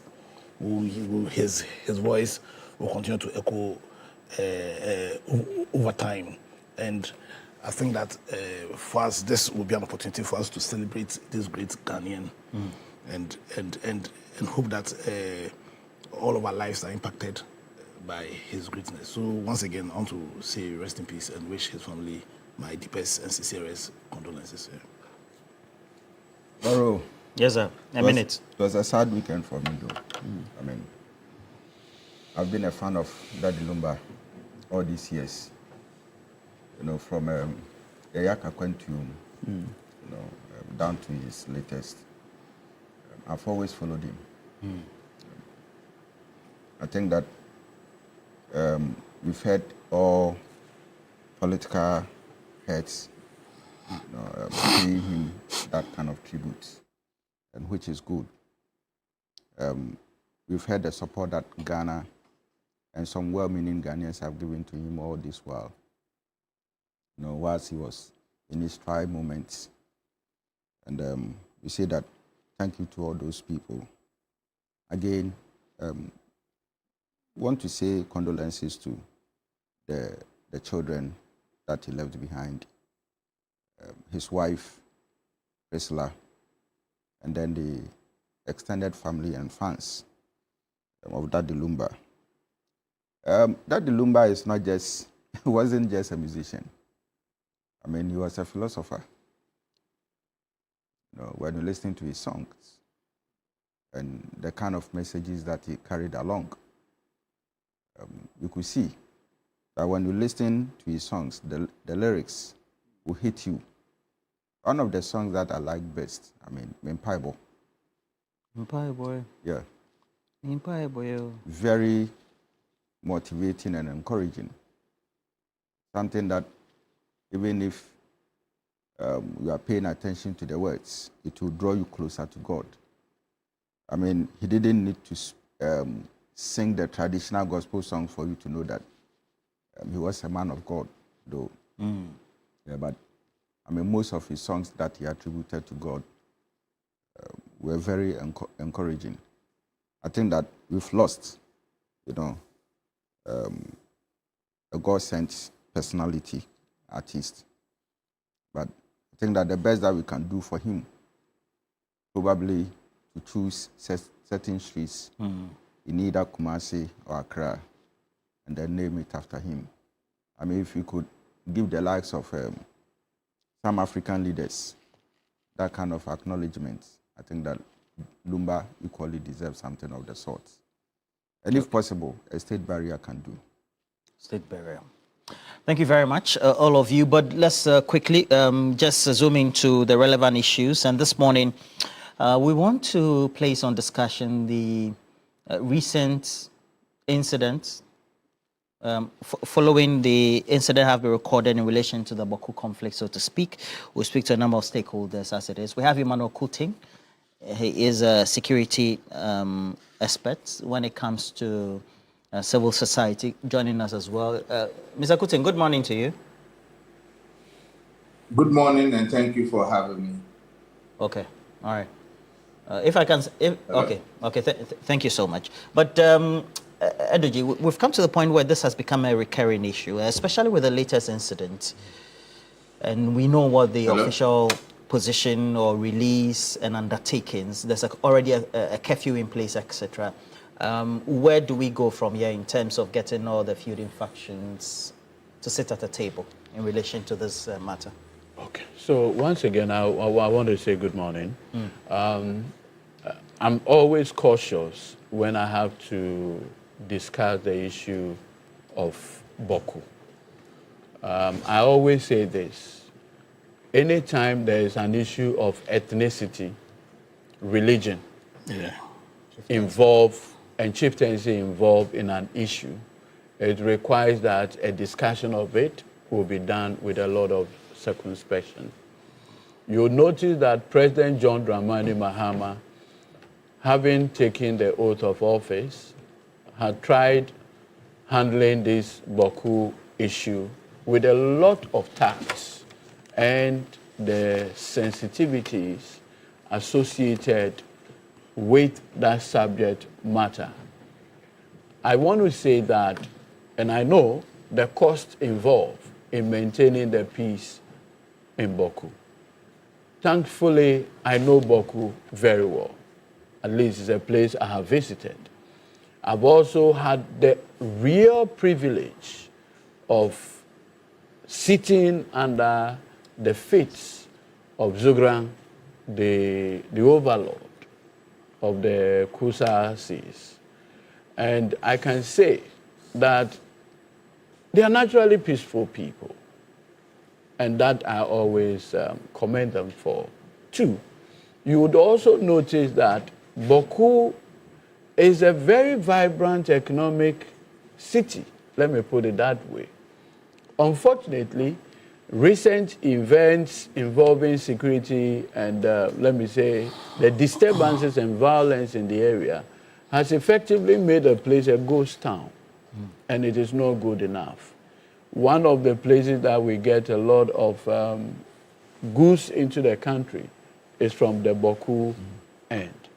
It is unfortunate that this chieftaincy matter has taken this particular position. I want to use your esteemed platform. I want to use your esteemed platform to urge the good people of Mamprusi and our brothers, the Kusasis, that we beg them, whatever it takes to find peace, let them do that. Why do I say so? The antecedents of this crisis are as old, possibly as Ghana. But we need to make progress. And that is why I want to thank Otumfuo Osei-Tutu, the Asante-Hene, for the work he has done over the years, over the period, in ensuring that protracted chieftaincy dispute outside the Ashanti enclave or territory, he had intervened strategically to bring peace. I mean, we are all aware of how protracted the issues in Dagmo were. But for the intervention of Otumfuo, today there's so much peace. At least in the past almost 10 to 11 years, there had been relative stability in Dagmon. So I am very confident and hopeful that whatever the situation in Bawku, within the Mamprusi Kusasi areas, there will be peace one day. I have young people associated with who are from these two major prominent tribes or ethnic groups. And you can see in them a genuine desire for peace. I need to also make this point clear. When you carry a gun or machete and you go to a secondary school and discharge that firearm into a school, thereby fatally wounding or student, that's not chieftaincy. No, that is not chieftaincy dispute. That is crime. So we need to draw a clear distinction between criminality and issues about what? Chieftaincy. What I do know is that the chieftaincy matter is before Nana Santehene. Yeah. That's what I know. What happened at Bawku Secondary School is pure crime. Let nobody color it. What happened in the killing of the Kusasi chief of Ashanti region is crime. To mount a motorbike and kill a man in his house, it's not chieftaincy. It's crime. So the people who are engaged in those conduct are criminals, pure and simple. Look, the Nairi, very distinguished chief of this republic, will not send somebody that go and do such. Never. Zugra will never do that. So the people who are behind these issues of crime are nobody but pure criminals. I am excited that the IGP, the National Security Coordinator, the Minister for Defense, the Minister for Interior, have all taken steps to ensure that they bring peace to Bawku. Look, it is obvious that some people are trying so hard to, as it were, export the conflict beyond that enclave into Ashanti region. It is also looking clear that it does appear that there are some people who are not happy that there will be peace in those areas. Because why in God's name would you want to go and kill in Ashanti, knowing very well that is where Otunfo is, and he's trying this mediation. So it is clear attempt to derail the excellent work that Nana Santehene is doing. And that for me goes beyond mischief to plain criminality. Our law enforcement officers, and I need to point out this, nobody will be permitted under President John Dramani Mahama to attempt creating a state of insecurity. No. It's a narrative that some people want to build, but it won't work. President John Dramani Mahama does not have any personal interest in that conflict. None whatsoever. Look, Kusasis, Mamprusis, I know, and I have personal friends who share both parentage. Exactly. From one side or the other? Both. Both, yeah. Our partnership, Ayeni and partners, we are three. Myself, Dr. Ayeni, and Muhammad Yaiga. Muhammad Yaiga's mother, yes, and the father is a Kusa. You understand? So they're all one people. They're one people. The blood that flows through them is one. In most literatures, they call it the Mole Dagbani stock. Yeah. That has always been the narrative. They are one people with a common destiny. So I strongly believe that we have gotten to the point where law-abiding citizens of this country must help. My good friend, my regional secretary, now regional minister for Northeast. The last time I've had to discuss, I said, Minister, what's happening? He said, look, Eduji, to the extent that some people will even come and destroy my own car. That should tell you the extent to which, and nobody is safe. If you recall, not long ago, a bus full of passengers on the way to Boga was attacked. Yeah. Not long ago, the National Health Insurance boss also for Upper East was killed. Why? Why are we doing this to ourselves? So I strongly believe that under the watch of President Mahama, the Commander-in-Chief of the Ghana Armed Forces, this matter will be dealt with. And I'm very confident that with the support of God and with the support of citizens of this country, there will be finality. I think we must all support Nana Santihini in all the effort that he's put in place to ensure that we get peace, a lasting peace for the people of, within the Bawku enclave.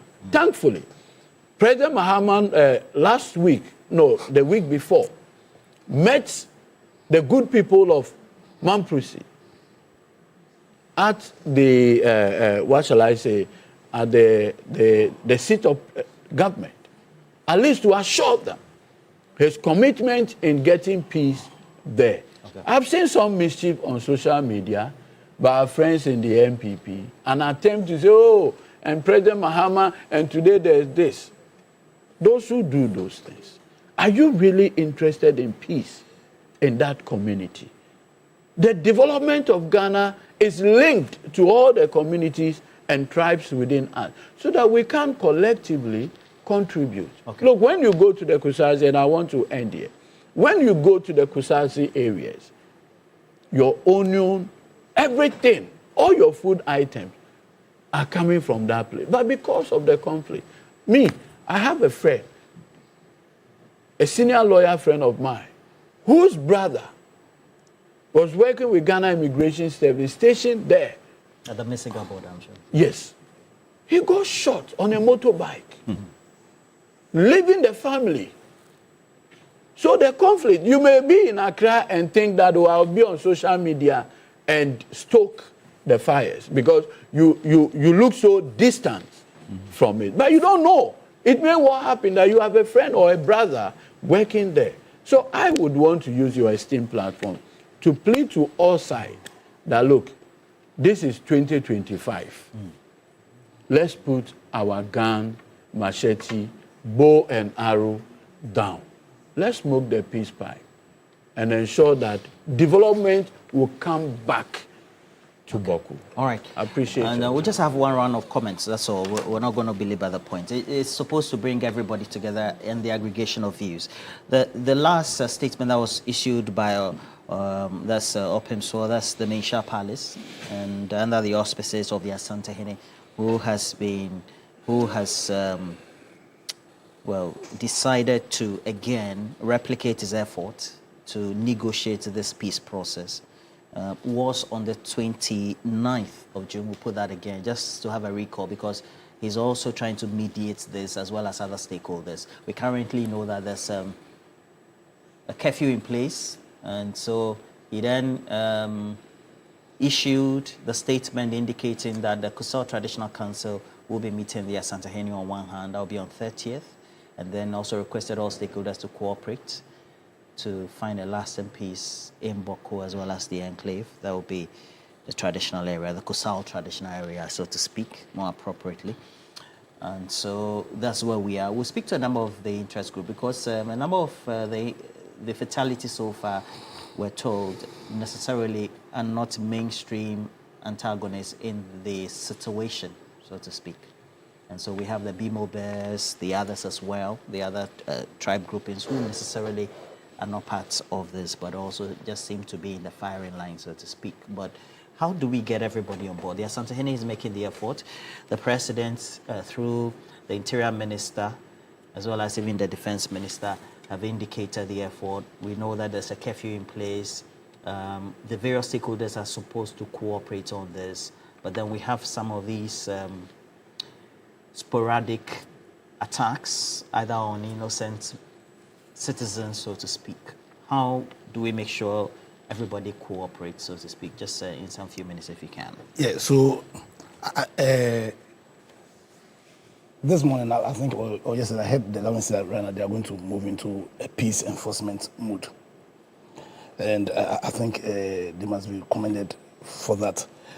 Also, I've heard our politicians trying to play politics with this. And clearly, for me, if there's any evidence that you need in how in our country, in a part of the world, the politics has been our biggest problem, then you have to look at the Bawku situation. Because it is quite a big shame and quite sad that a region that has housed two of our oldest traditional groups who have lived together peacefully for centuries suddenly will be at the throats of each other. Indeed, let me wish my brother Maxwell Salifu a good morning. And Maxwell Salifu, I want to wish him a good morning, and I want to mention his name because he's one of the best human beings I've ever met in my life.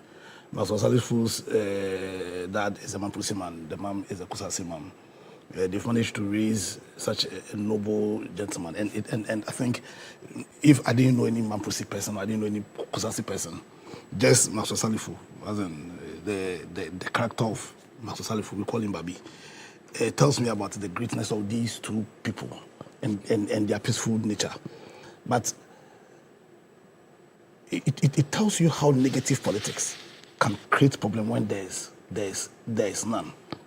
And how a fundamental lack of integrity in that part of the world is sustaining this sad state. Because we are talking about the deaths, and my brother Ed was rightly making an argument that these are crimes being perpetrated. But you see, once you have the Kusasis and the Mampusis at each other's throats, it creates a level of instability or unstableness that causes bad people to then use it as a reason to perpetrate their crime. You see, there were a lot of back and forth on this matter, right from 1932 when the British, the colonial masters, through their indirect rule, sowed the seeds that created these issues. Sadly, our politicians have used it as a means to advance their own political agenda, from Kwame Nkrumah all the way to what's called PNDC Law 75. To think that there's a law that ought to have settled this matter, that's PNDC Law 75. Because for intents and purposes, PNDC Law 75 is still good law. Am I right? Because it's saved by the transitional provision. Yeah, PNDC Law 75 is still good law. Indeed, there's even a Supreme Court authority on this matter, I think 203, when the Mampusis took this matter to court and withdrew, and so attempted to amend PNDC Law 75. And so there's a clear law on this. And so to think that in spite of the clear law on this, in spite of how this matter has been handled by various courts, in spite of committee reports, we still have a situation where seemingly we all don't seem to find a clear way in terms of how chieftaincy issues ought to be determined in Bawku. It's a shame, and I think it impugns on the fundamental lack of integrity on all of us as a people. Secondly, I've always wondered, all these arms, the proliferation of arms there, how do they get there? Because you think that we have a clear regime, a clear law that ought to regulate how arms are, but the arms there also serves as evidence of a fundamental lack of our ability to enforce what's called our laws. And all these murders, nobody has been arrested. Or if anybody has been arrested, I don't know. As in, it's a shame. And for me, I think we need to look at ourselves, our politicians. We need to look at ourselves. As in, we can't, if you go to the philosophy of why we even have this politics, you go to the Levantine, the think of the Levantine, and how Thomas Hobbes saw the state of nature. You understand? And to think that and how John Locke also saw the state of nature and that culminated into the thinking behind the social contract, whose focus was to safeguard our lives. And to think that we've created a system on the lines of these social contracts. And in spite of that, the people that we've granted power to guarantee for us our God-given right to our lives are playing with this role.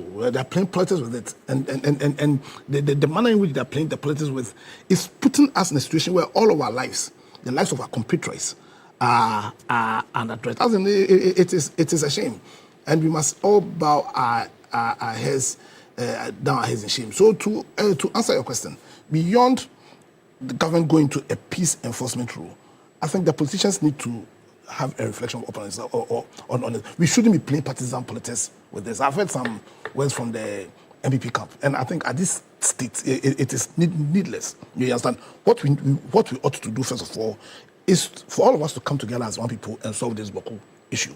We need to create a situation where the police, the security agencies, the military can do their job without looking at their back or thinking about the partisan political considerations, and also to lend our full support to the Otunfo, because clearly, like I'm saying, in spite of the fact that there's a law that ought to have settled this, the fact that there's still acrimony there and there's still dispute there, it means that our attempts at finding a lasting solution will go beyond just the clear words of the law, and that's why we need to back Otunfo Asantehene to try and see how far he can use his influence and mediation to bring about lasting solution. But the bottom line is we need to enforce the law. Okay. You understand? We can't be having people dying like these poor school children being killed, and not even one arrest has been made. Yeah. Well, so Mr. Kutin, I'll come to you. Mr. Kutin, then.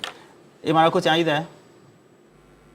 Yes, I'm here. Okay, so clearly, for the hesitancy of the security apparatus in making arrests, etc., for clear breaches or acts or omissions of a criminal nature, also means that the conflict is multifaceted.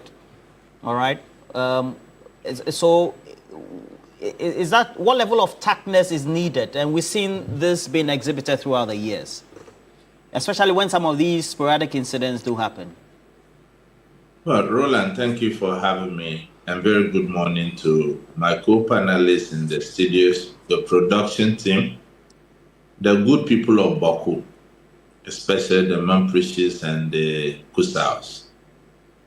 In fact, Roland, the impunity has led to where we are today. Like my good friend Eduji and the other panelists all agreed, crime is crime, and crime has to be punished. To the extent that we don't punish crime, it builds impunity, and this is what we are witnessing. You realize that in our status, we still have the capital punishment enshrined in there. Just imagine that someone takes the life of another person, which is a crime, and the person is swiftly arrested, taken through all the legal processes and sentenced. Wouldn't that be deterrent enough? But subsequent reluctance by government to go by that route, and when I say government, you know this conflict has been with us since independence. It has led to actually pre-independence retaliatory attacks. So when there's a killing here, the other people feel that there will not be justice. The only justice is to have a retaliatory attack. So I think that we cannot continue this way at all.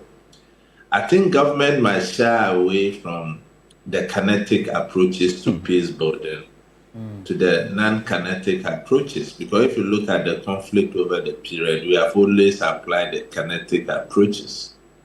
Now, government is shifting from peace building to peace enforcement. If you read the statement from the government communication team, there are a lot of questions than answers.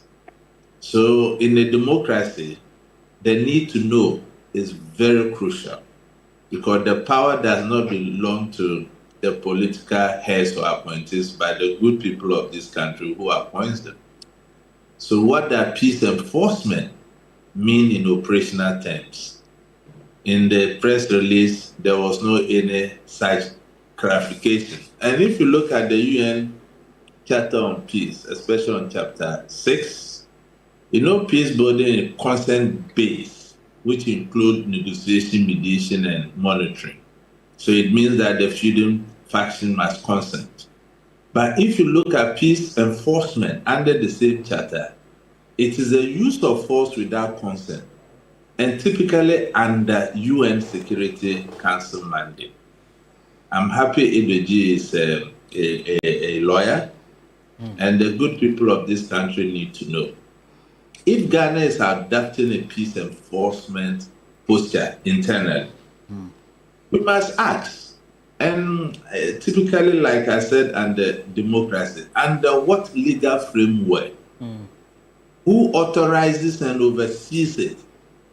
And how are civil liberties protected? Okay, so in this instance, what ideally should be your expectation? Because we know that this is a conflict.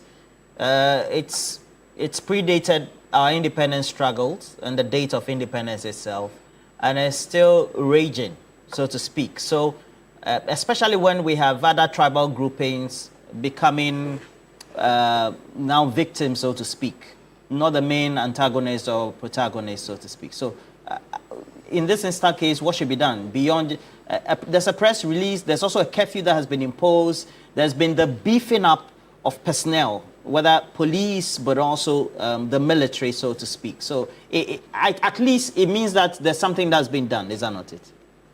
Yeah, so moving forward, on the part of government, I think government needs to publicly define what peace enforcement scope and the legal mandate is, so that the good people of this country will know what is expected. And government must also ensure oversight and transparency in security operations. Government must also engage the youth, leaders, and the traditional authorities as well as the Peace Council, because there's a significant shift in strategy in Bawku, and it cannot just happen overnight. And to the conflicting parties, both the Kusasis and the Memphis, I think that they should know that ceasefire is not weakness at all. It is a responsibility. Okay. Even if you look at the Gaza scenario or even the Ukraine distance, we always use a ceasefire as a way of responsibility to save life and property.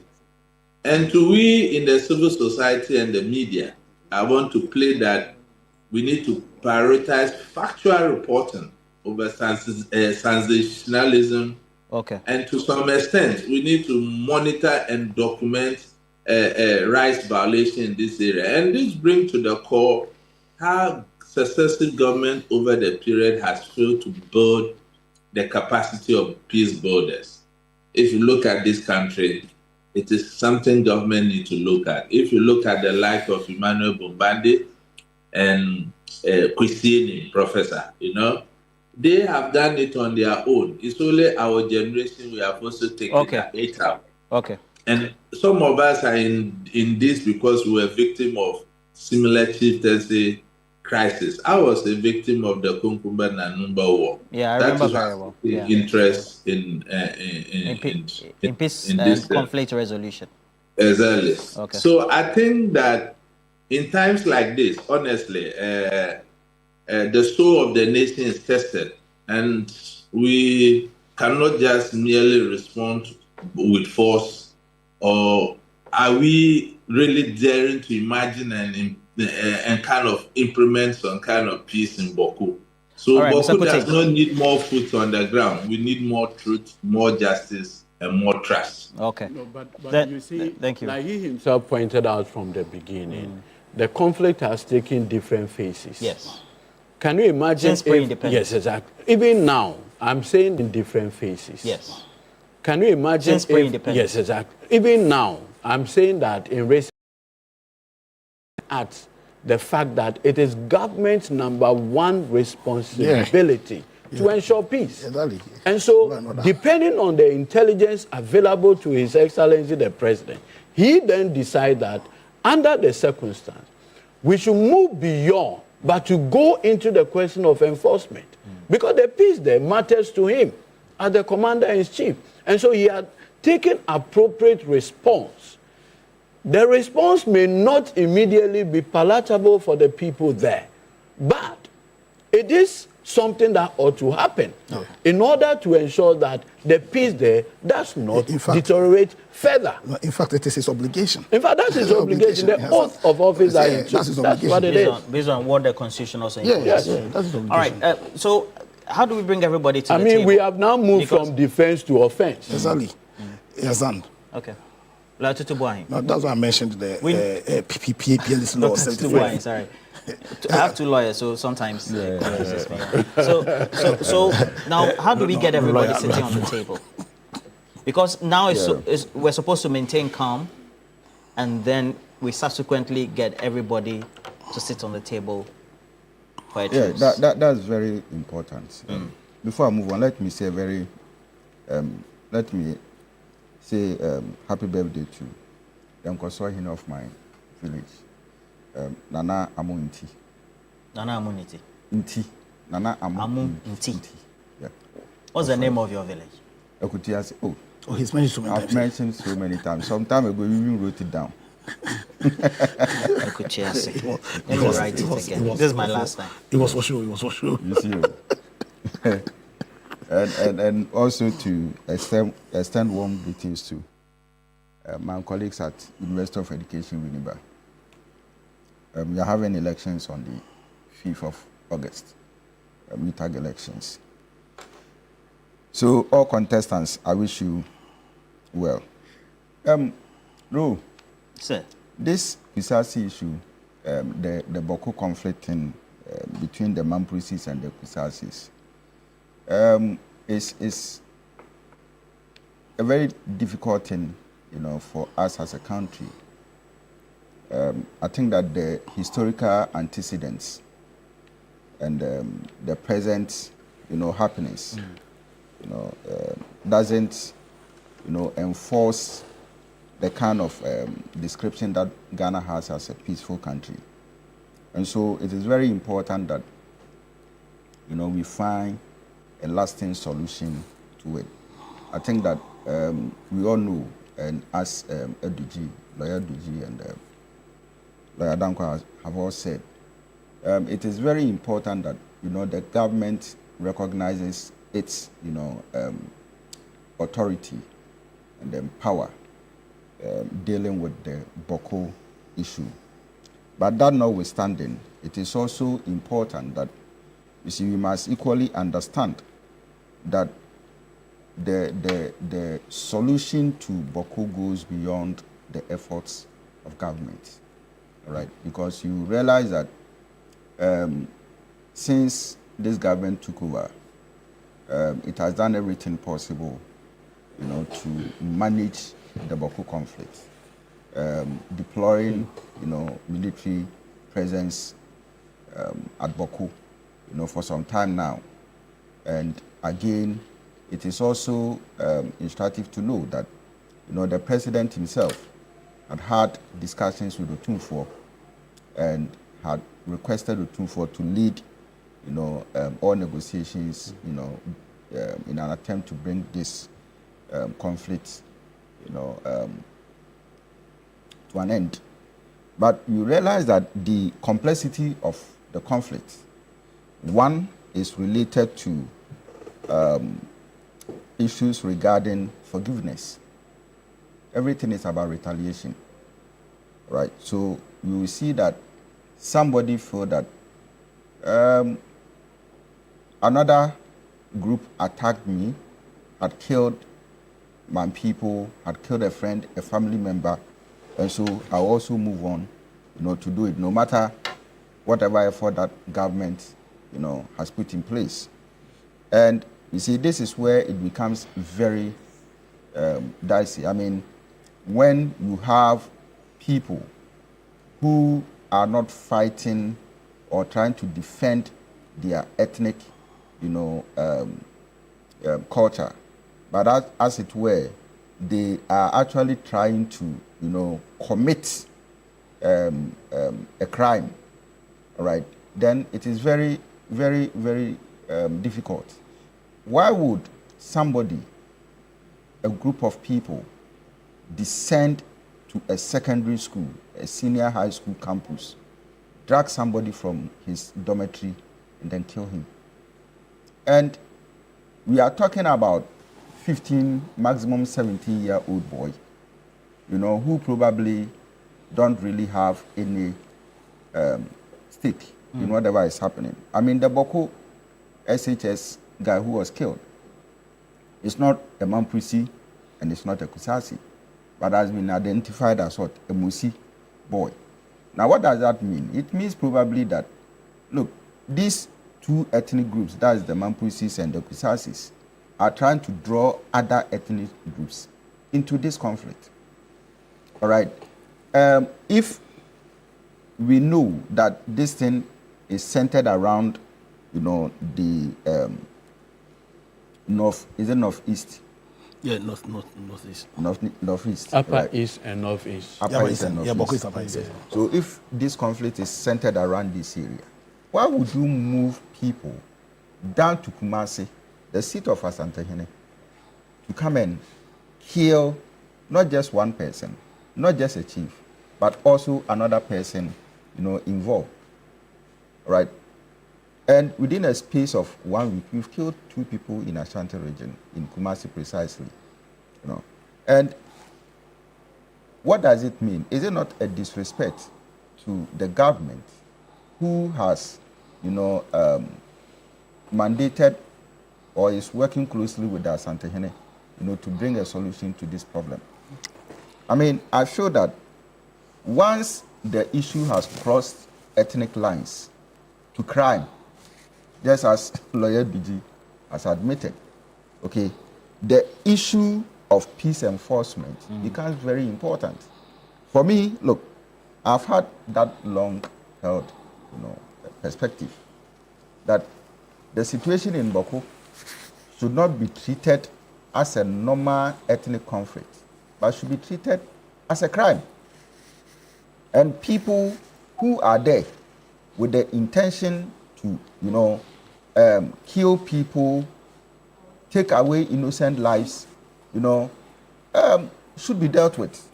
And so I think that apart from government, I mean, the law enforcement agencies should do their work very well.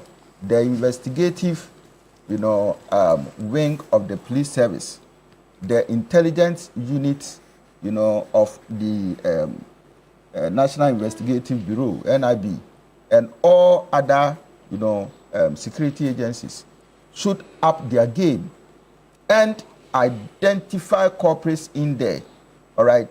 If possible, you see, courts should be set up just to deal with this conflict so that it is not an issue that when you are arrested, we just put you into cells and then with the passage of time, you are released and you are gone. People should be arrested and due processes followed and the appropriate, charges, leveled against them. And then if they are to be convicted, it is done. And I think that government can do that. I feel that there's nothing that government cannot do. All right? Because for me, when it comes to issues of, how do you call it? What do you, most friends say, this issue where you think that someone has a right. The lawyers, you have a term, but somebody has a right and another person doesn't have a right. Okay, I feel that when you kill somebody, you have taken the person's right to live. Yeah. So absolutely. Must you equally live? No. You understand? And so, at a point in time, we can equally indicate that, look, as far as the Bawku conflict is concerned, anyone who kills, an eye for an eye, to fair tooth. Right now, we don't have the death penalty in that anymore. No, I don't think lawyers to you people to you are not doing us any good. All right. So, this thing, Lawyer, it's a serious thing, no?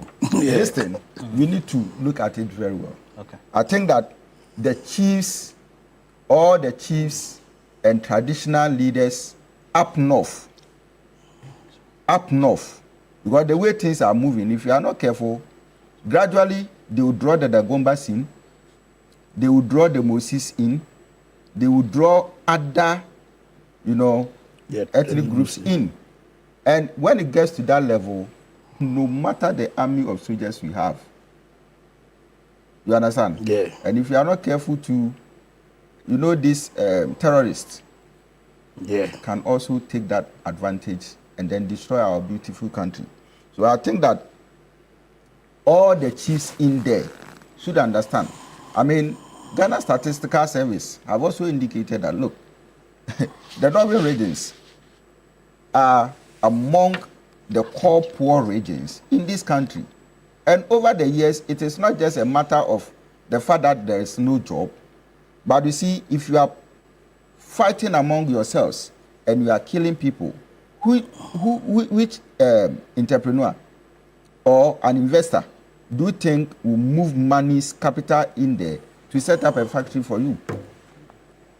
You understand? Yeah. Because I set up a factory today and the next day I lose my capital. Yeah. All right. And so it is very important that the chiefs and people in all the northern regions in Ghana come together to find a lasting solution to this issue. And the last one, I think that, look, the people involved, the Mampusis, the Kusasis, should know that they need to help themselves rather than the government helping. If they don't have any intention of putting or bringing this conflict to an end, nobody can do anything to help them. Nobody. The people know themselves, they know where the gaps are, they know how to settle it, and they should be ready to do that. All right? But, and good brother Edwiji, the point is that if it is about peace enforcement, I feel that all ammunitions and arsenals should be deployed. Should be deployed. But again, with tact, right? Because you don't want to antagonize. But Roland, you say, as we even speak, you know that there's another dimension of this conflict which we've never seen. Okay. The use of social media. Yeah. Now, people have created false accounts on social media, particularly Facebook, where they use to incite some of these tribal undertones relative to the conflict. Thankfully, we have a cybersecurity authority in this country. We have the NSB, among other things. It will be helpful if they with the skill set they have, all the instruments they have at their disposal, so we can identify the individuals using these false or pseudo accounts to propagate hate, to propagate all the mischief relative to the conflict. And like I prefaced my initial conversation, look, anything that has to do with religion, ethnicity, chieftaincy, goes with passion, goes with emotions, and it becomes difficult to reason once there are emotional considerations.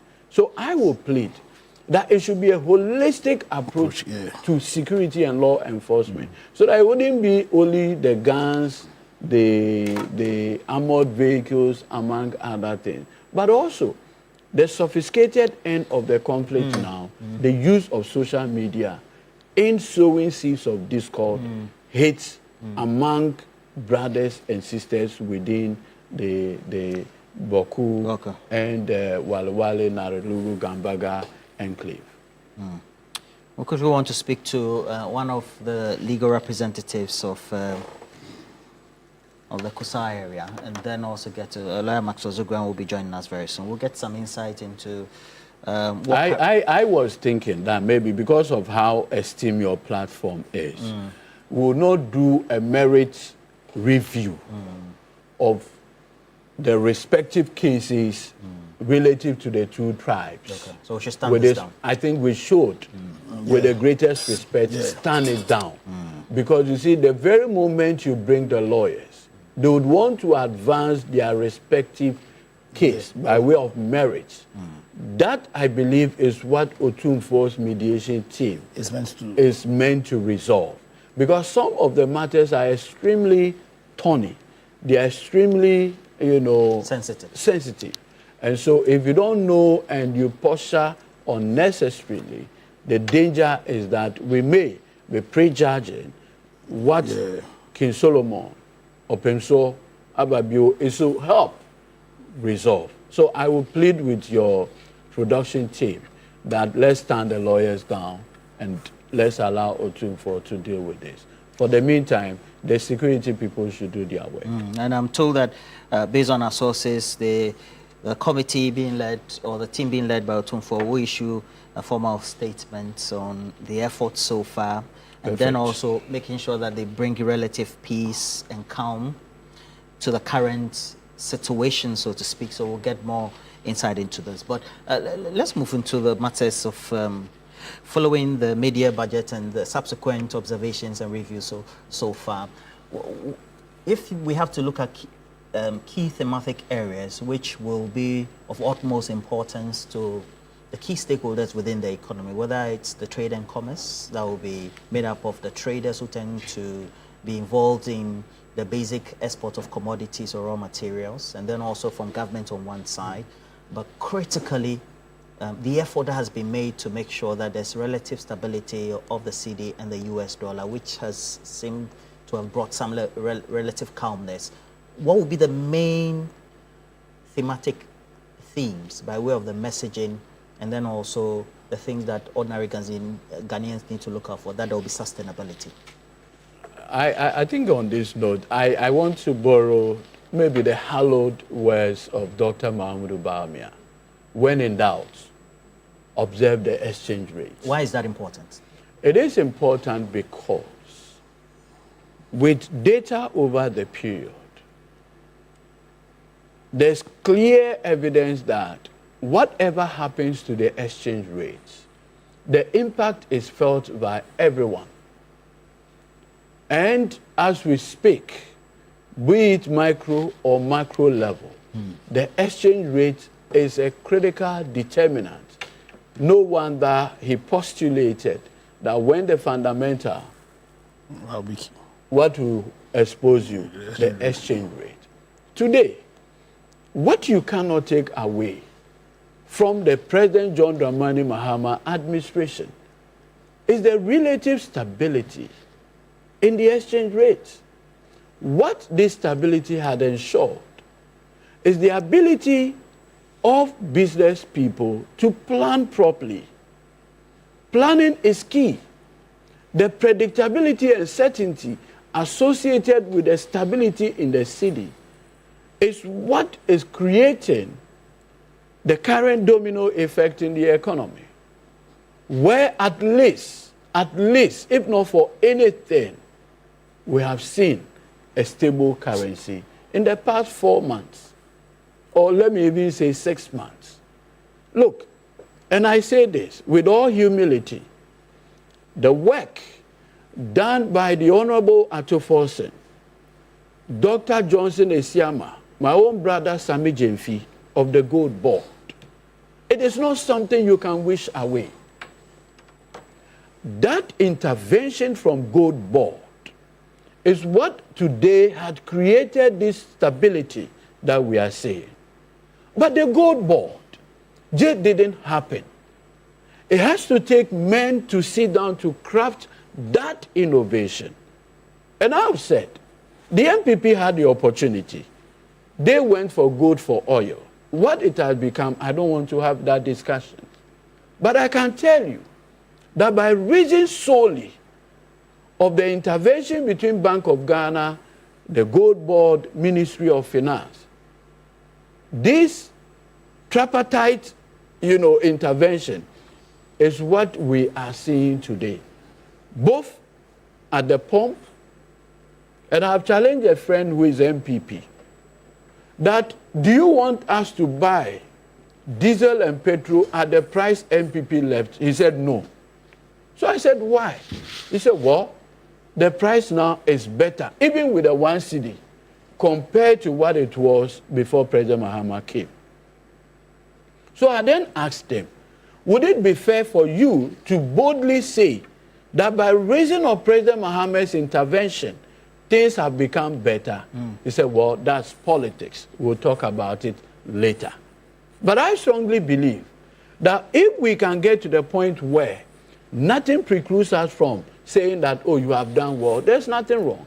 I've heard my senior brother, Osahene Afenyo-Markin, make the point that President Mahama, under his finance minister, Atoforsen, is not spending. And that is why the Ghana cedi is relatively stable. Thankfully, the mid-year budget review was put out there. In 6 months, this government has spent almost 114 billion Ghana cedis.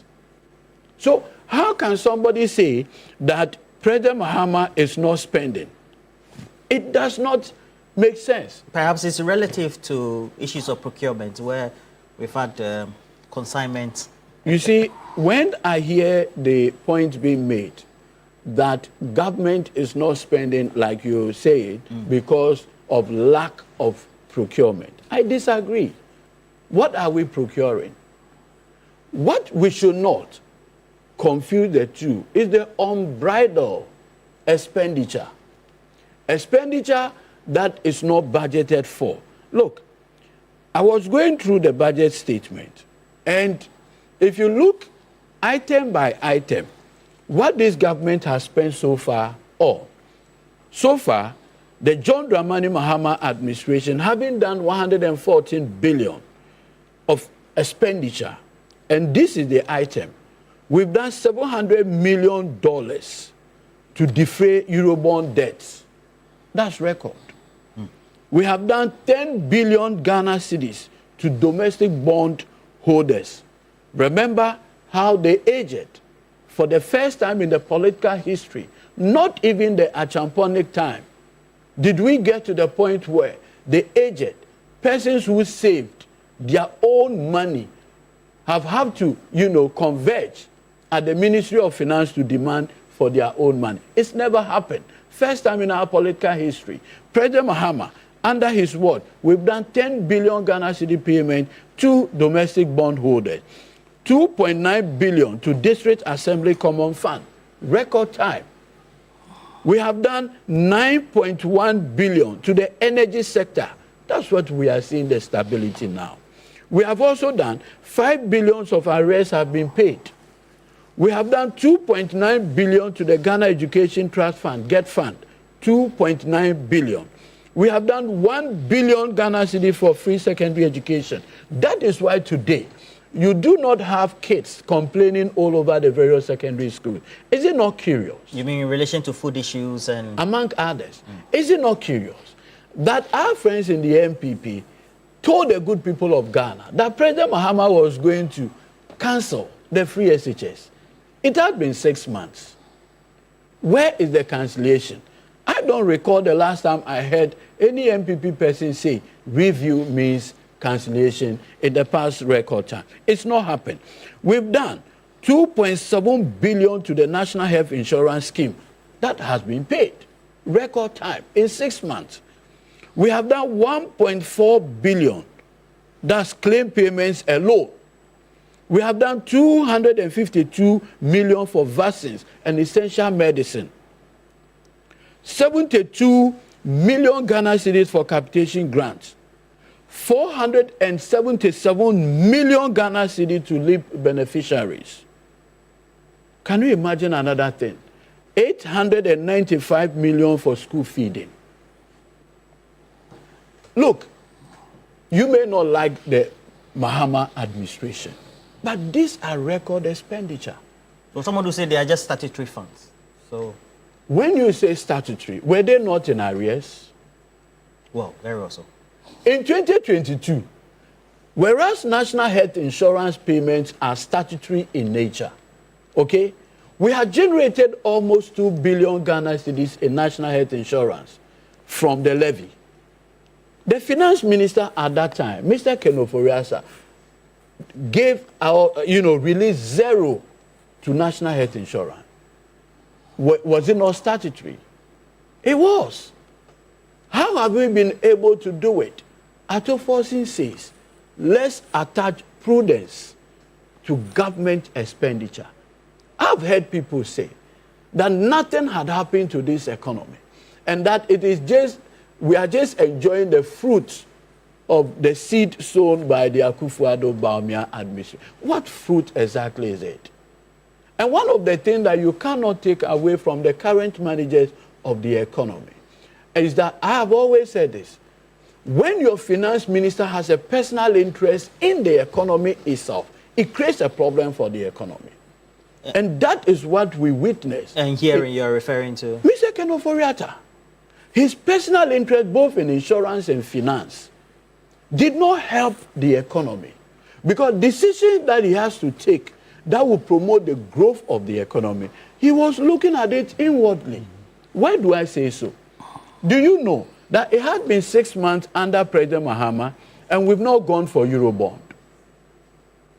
For 6 consecutive years, the Akufo-Addo administration relied on Eurobond for the cedi stability. And those who went for the Eurobond had personal interest in it.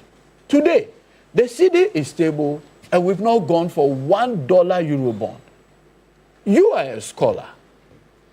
By this time in 2017, Ken Oforiatta, Nana-Addo Dankwa Akufo-Addo have already done the Franklin Templeton 2.25 billion. That is record. Well, the argument was that we needed the money at the time. What is happening today? Inwardly, we are looking, gold alone had become a substitute for the Eurobond because at that time we needed the Eurobond to shore up the reserve. That is what Gold Board today is doing. You'd recall that by 2018, we have done another 2 billion of Eurobond. So in the space of 6 years, we've done $11 billion of Eurobond. That was the performance-enhancing drug that we gave the cedi. It was like nandrolone or steroid. So the performance-enhancing drug? Yes. So the Ghana cedi was on performance-enhancing drug. Steroids? Yes. And so you know how it worked. So look, the Franklin Templeton bond came around March, April. So by the next year, March, April, we had to go for another 2.25 billion. And so we're basically doing 2 billion, 1.5 billion throughout the 8 years of the MPP. In fact, 2022, they were going for another 2 billion of bond, just that were downgraded by the international rating agencies. Okay. So I think that we must... The question is then I understand that the underlying, I want to call them underlying health issues. Then subsequent dialysis. And that is where you notice that first time we saw inflation go up to 54%. Today, the finance minister can proudly and boldly say that by December, we may be having a single-digit inflation. Yes, that's a projection. Look, if you look at the projection, we may be going into a single-digit inflation by today. The accumulation of public debt is rather decreasing in record time. I don't remember the last time I saw this. You are a scholar. You are into academia. Maybe it will become a research topic for you. How come that in 6 or 8, 7 months, the cedi instead of public debt instead of accumulating is rather going down? Okay. Because we know that the forest component of the public debt, because of the stability of the cedi, it has impacted on it. But I want to end on this note. In all of this, have you seen any of the Mahama ministers or whatever boastfully say that they have arrested the cedi and given the key to the IGP? Why do you ask that? No, I just want to find out. Have you seen the vice president or anybody associated with the Mahama administration go out there and say, this is the economic management team? What a solid team. As you speak, do you know the economic management team of President John Dramani Mahama? Mr. Roland Walker, do you know the economic management team of President Mahama? But look at the no announcement of such matters have been made yet. The accounts here say Ahenepa.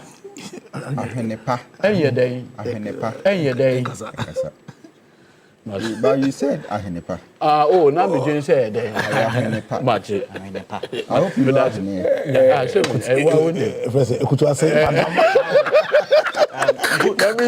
Good beats don't rattle. I think that's the legal translation. Okay. So which ones are the good beats? The one that don't. Okay. Exactly. But the assemblage of men and women that President Mahama has used to prosecute the economy so far. Okay. How do you make this sustainable? Yes. Because we've been there before, right? Yeah. So what would be your best advice to government on these subject matters? So we have to find a strategic way of growing. And I think maybe my brothers in the NDC can go and refer to the GTP. But they themselves have the Great Transformational Plan. Yeah, but they themselves have a plan. Of the movement for change. Yes, it doesn't. Of Alan Chabanting. Yeah, because, see, what they've done very well is to bring some kind of stability. But after you become stable, then you must grow. I think that's the whole idea of, or the focus of the 24-hour economy. I think in your earlier question, you were speaking about communication, because I think if there's one thing that I think government isn't doing well, is in communicating the programs they have. And they have programs, they have policies, and they've maintained some policies. You see, if there was one problem the MPP had, and I think my brother was very magnanimous, because, you see, as in when he used the steroid, I was hoping that he would end with kidney, because when you use too much, when you take too much drugs, sometimes it can impact your kidney, your kidney, you finish your kidney. But having said, I think but in the tail end of Nana's regime, I think they put in some good policies, but for the fundamental lack of credibility that they had garnered because of years of bad policies, Ghanaians probably didn't believe, and so, or they themselves fail to communicate same. You know, the Bank of Ghana has leveraged the CR, as in the credit reserve ratio to the loan deposit ratio, so that the higher your loan to deposit ratio, then the lower your CR requirements. I think the essence of that is to make available debt or credit, what's called loans in the system, which we all know is one of, or capital is the air that businesses breathe. Also, I think a lot of communication has to be done about the 24-hour economy, because the only way we can grow, we can sustain this, is to have sustainable growth, is to create a system where the economy can sustainably, organically engineered grow. Because at the end of the day, you see, government runs on what's called revenue, and the surest form of revenue is the taxes that businesses would bring. And so it's in the interest of government itself to create a situation where businesses can grow. I think that's the whole idea of the 24-hour economy. You understand? Two, I think if there's one thing that is right, is the fact that every economy that has grown on the back of a very strong and robust SME. The small and medium scale what's called enterprises, whether they are into agric or into manufacturing. Your small and medium scale enterprises are the real engine of your growth. They are the ones that create the jobs and give government the revenue it will requires. So I think government has to find a strategic plan, one of building these their SMEs, and also finding a way of making capital available to them. And that's why I keep on making reference to the 24-hour economy, because I think they have comprehensive programs in there where what's called capital is going to be made available to SMEs. They need to, I know they've done their launching, but government must deliberately find a way of communicating to the people of Ghana the opportunities that are in there. Because unless the 24-hour economy, which for me I think is a fantastic program, unless it gets the buy-in of Ghanaians, you understand? Because clearly government has recognized that for the gains they've made to be sustained over, then we need to create a system where we are going to produce and consume for 24 hours, and the recognition that to succeed in that, then government needs to have a deliberate intervention therein to grow the SMEs, to grow productivity sectors, agri industry, and all. But is in the books. I don't think a lot of Ghanaians like I mentioned with this. So your best counsel or advice is the comprehensive communication of where the opportunities lie. Yeah, people need the to buying that is needed should go in alongside the implementation and then the stakeholder engagement. Because you know something, when you listen to His Excellency Dr. Bawumia, I think sometime in 2023 and 2024, when in his speech at the UPS, where he said that one of the fundamental rules Nanado, as in their identification of the fundamental problems the economy lacked, they recognized that one of the key issues was the large informal sector. When I say the large informal sector, is simply a sector that the government, to businesses that the government do not even know. And so it impacts on our revenue generation. Now the point is, why do we have such a huge sector? Probably the business people or the SMEs are not incentivized enough to register, to be recognized. Now, with all these programs in the 24-hour economy, certainly unless you are registered, you can't what's called enjoy them, unless you are a fully fledged registered company. So why don't government undertake a radical communication or education spree? It's not about just the launch, because like I've said here, I believe that's the key. I believe I've had a chance of reading going through the 24-hour economy. I think a successful implementation, which will be hinged to a radical buy-in by the people of this country, can sustainably grow this economy. So the solutions are there. I don't believe that they don't have the solutions. If you read the 24-hour economy, it's there. Growing your SME base, growing business, growing agri, having the private sector grow. You understand? So they have the solutions there. I think right now the issue is, how do you get the buy-in of the Ghanaian? How do you create a situation where the Ghanaians can fall on these incentives? And it's by a radical, and that's why I think your first question was really important, because that's the issue. Government must deliberately take a program to educate the people of this country about the opportunities that are available to them. So all of us together can grow this economy. All right. Dr. Tupuai, how do we sustain this? Because anchored on this is to make sure that there's a certain correlation at changing the structure of the economy. And so hearing the policy says we're going to have the input more and then recognition of small-scale enterprises. And of course, they have to add value, etc. And that, of course, will have also a bearing on how the CD or not is sustainable against the US dollar and then the British pound. Yeah, so I think that we actually live in a country where we depend solely on foreign goods and all that. And I think that when you look at the media budget review, some gains in there. I think there are 10 key in there, but to be quick with it, the issue that, the finance minister indicated that there's not going to be a request for extra fund. The fact that there has been a reduction in public debt, again, loss of about 1.6 billion revenue, to government, other projections in terms of completed projects and all that. But Roland, you see, when it comes to issues of economic sustainability, there's a very big gap, between what we depend on as a country, all right, and actually what we produce to depend on. Currently, like I said earlier, everything is foreign. Now, I want to believe that for the city to continue enjoying, beyond the gold board, beyond taking advantage of the gold resources that we have, the natural resources like the recent finding, lithium, oil, and all that, which are in global demand. I also feel that we need to put in measures that we can actually use to process some of these natural resources that we have. Burkina Faso has, as it were, taken some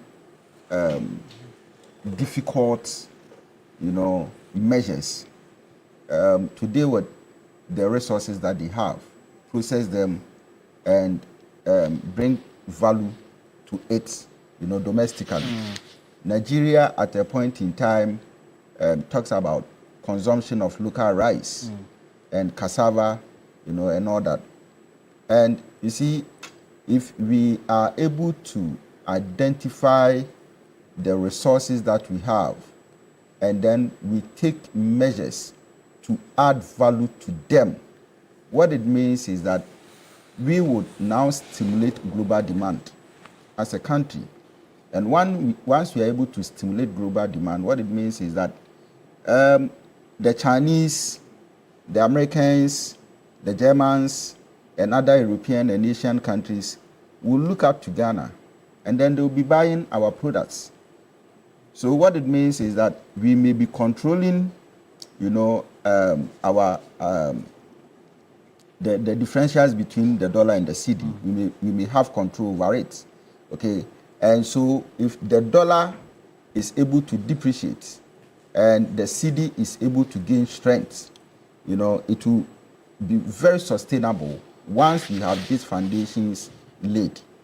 Issues of agriculture, very important.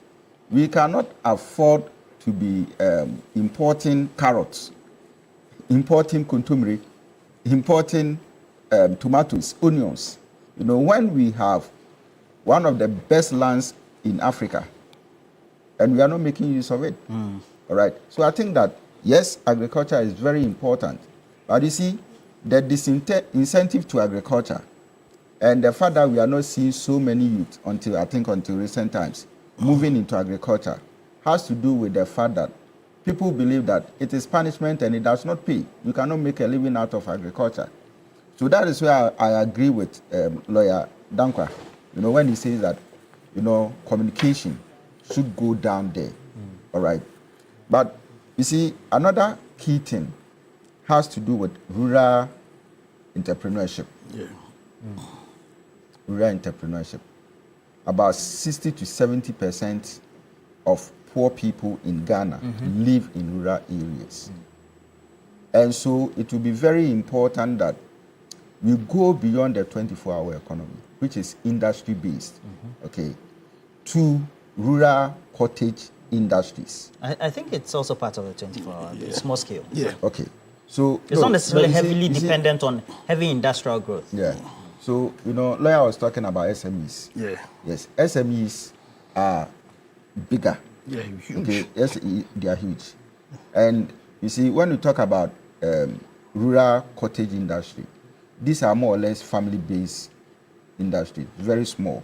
Okay. But their bases, are in the rural areas. Okay. And in the rural areas, an entrepreneur cannot recruit more than 10, people, unless probably the person is engaged in some form of commercial farming. All right. So, but when you have a family and you train this family in fish farming, gari processing, and other things, they can generate enough income to support their families. In that case, the issue about government creating jobs for them is not a good. All right. In the Chinese concept is there, where family members come together. If it is about carpentry, all right, it is the entire family that are involved in that venture.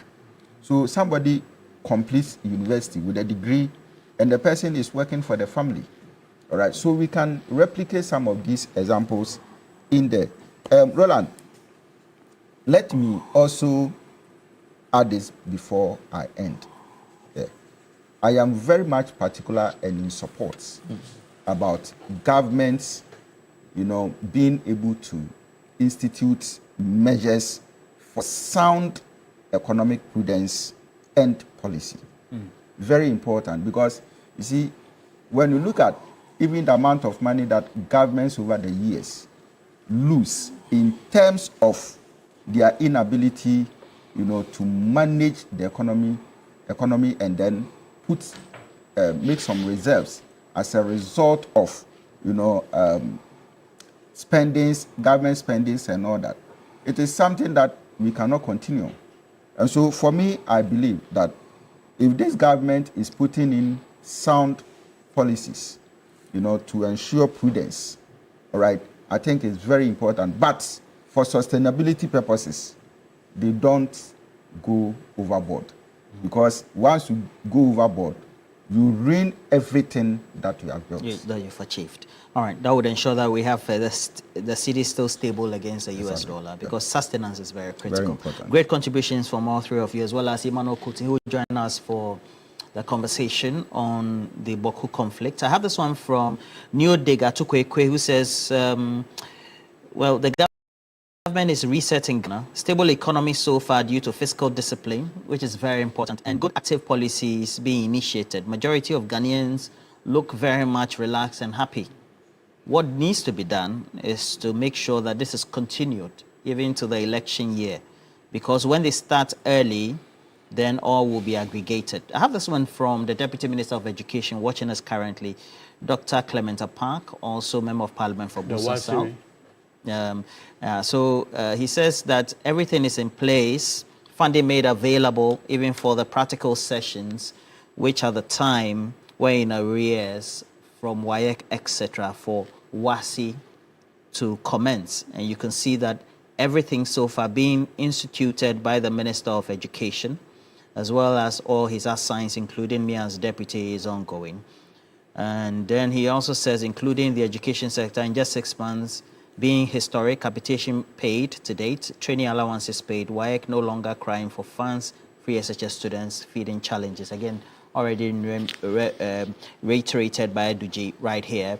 But he says it is heartbreaking to imagine the plight of the parents of the students who were needlessly killed in relation to the conflict. He says, we as a ministry express our sincerest condolences to the parent, and as a government, our expectation that the criminals who are hiding under the Bawku conflict to commit these crimes are identified and dealt with. As a precautionary measure, we have closed the Bawku Senior High School and other schools in the Bawku enclave.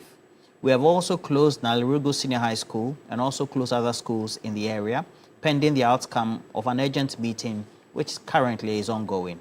Let me add my voice to the call for peace in the Bawku area. No one is indeed safe. The sooner we unite to put for an end to this conflict, the better for us. Dr. Park is sending that. Richmond Sechi, who Technical University, wishing you all the best for the day.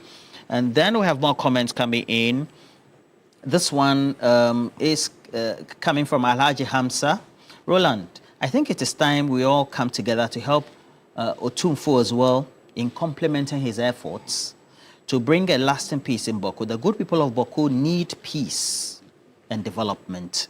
And then also, Parkwisi Elolegba sent me this. He says there's a worry of driving...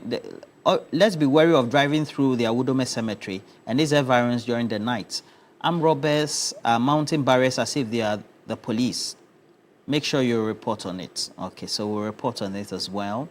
And we have this one from Osei Boating, who says that they have killed 2 in Nalirugu SHS who are being obese. Why are they not talking about it? Because we need an end to. Big Joe, also in Bawku, says, good morning to you, Big Joe, and all of my friends in the Bawku enclave. You must be worried now. Eric Tonka as well, wishing all the best for the day. Now, Elliot Wogbe, good morning to you. He says, special greetings to lawyer Digitamaklo. Good morning to you. Elliot Wogbe says that he sends his best regards. And then Chief Mantain Akosombo says, the conflict situation is just not right. Something needs to be done about it. All feuding factions need to come together to make sure we are in a good position to ensure there's peace. And then Francois Stevenson as well, wishing all the best. Chairman Francois, wishing all the best for the day. John Terry Molaja, and then Delight Delcy Mojaka, wishing all the best for the day. But let me also tell you about why you need to celebrate in style the irresistible happy hour at the 1-to-1 bar at the Mövenpick Hotel. And so the most important thing is that for you to be able to participate in all the goodies and the discounts for services and they're having a good time at the 1-to-1 bar at the Mövenpick Hotel, you should know that there are timelines to it. So from July 21 to 27, they have the Classy After Work, which is entering or has entered week 3 at the 1-to-1 bar. And the offers are 2 glasses of house wine and then a choice of your plate. And then, of course, they have wine plus a fruit plate as well, which is going for 279 Ghana cedis. Wine and cheese plate going for 369 Ghana cedis. And for each time of the day, which for the weekdays, from 4 p.m. to 7 p.m., they're also available. And then on weekends, they're always available as well, also from 3 p.m. But just in case you want to make reservations, you can do so. Please call the following numbers: 030-621-1000. All right, so have some great time as well. Are we doing Wudin this morning? All right. Now, just in case you want to have some great time, please make sure that you also... I have this one from Prince Daniel York, who says that happy birthday belated to my MP, Minshia South, that Naneji Bafwe, where he's doing some great. We wish him all the best. And it says we need peace in Bawku as well. Prince Daniel York watching us from the UK. If you want to look smart and fashionable, visit any Wudin boutique nationwide today. Now, Wudin is offering an amazing collection of authentic African fabrics and ready-to-wear, all coming in beautiful designs and colors for men and women. Now, with Wudin, you can get creative and versatile with your designs. Just make sure that you're confident and show how truly African you are in Wudin. So go to a Wudin boutique near you today. Get to have all the trendy variety of products they have, including fabrics. Use them to complement your style. And you have to look for them. That's Wudin on social media with the name Wudin Fashion. They're on Facebook, TikTok, Instagram, wherever you can find them. And Wudin Le Creator as always. We have to do the latest sports headline. Thank you, gentlemen, for passing through. We're taking a break. We'll be right back.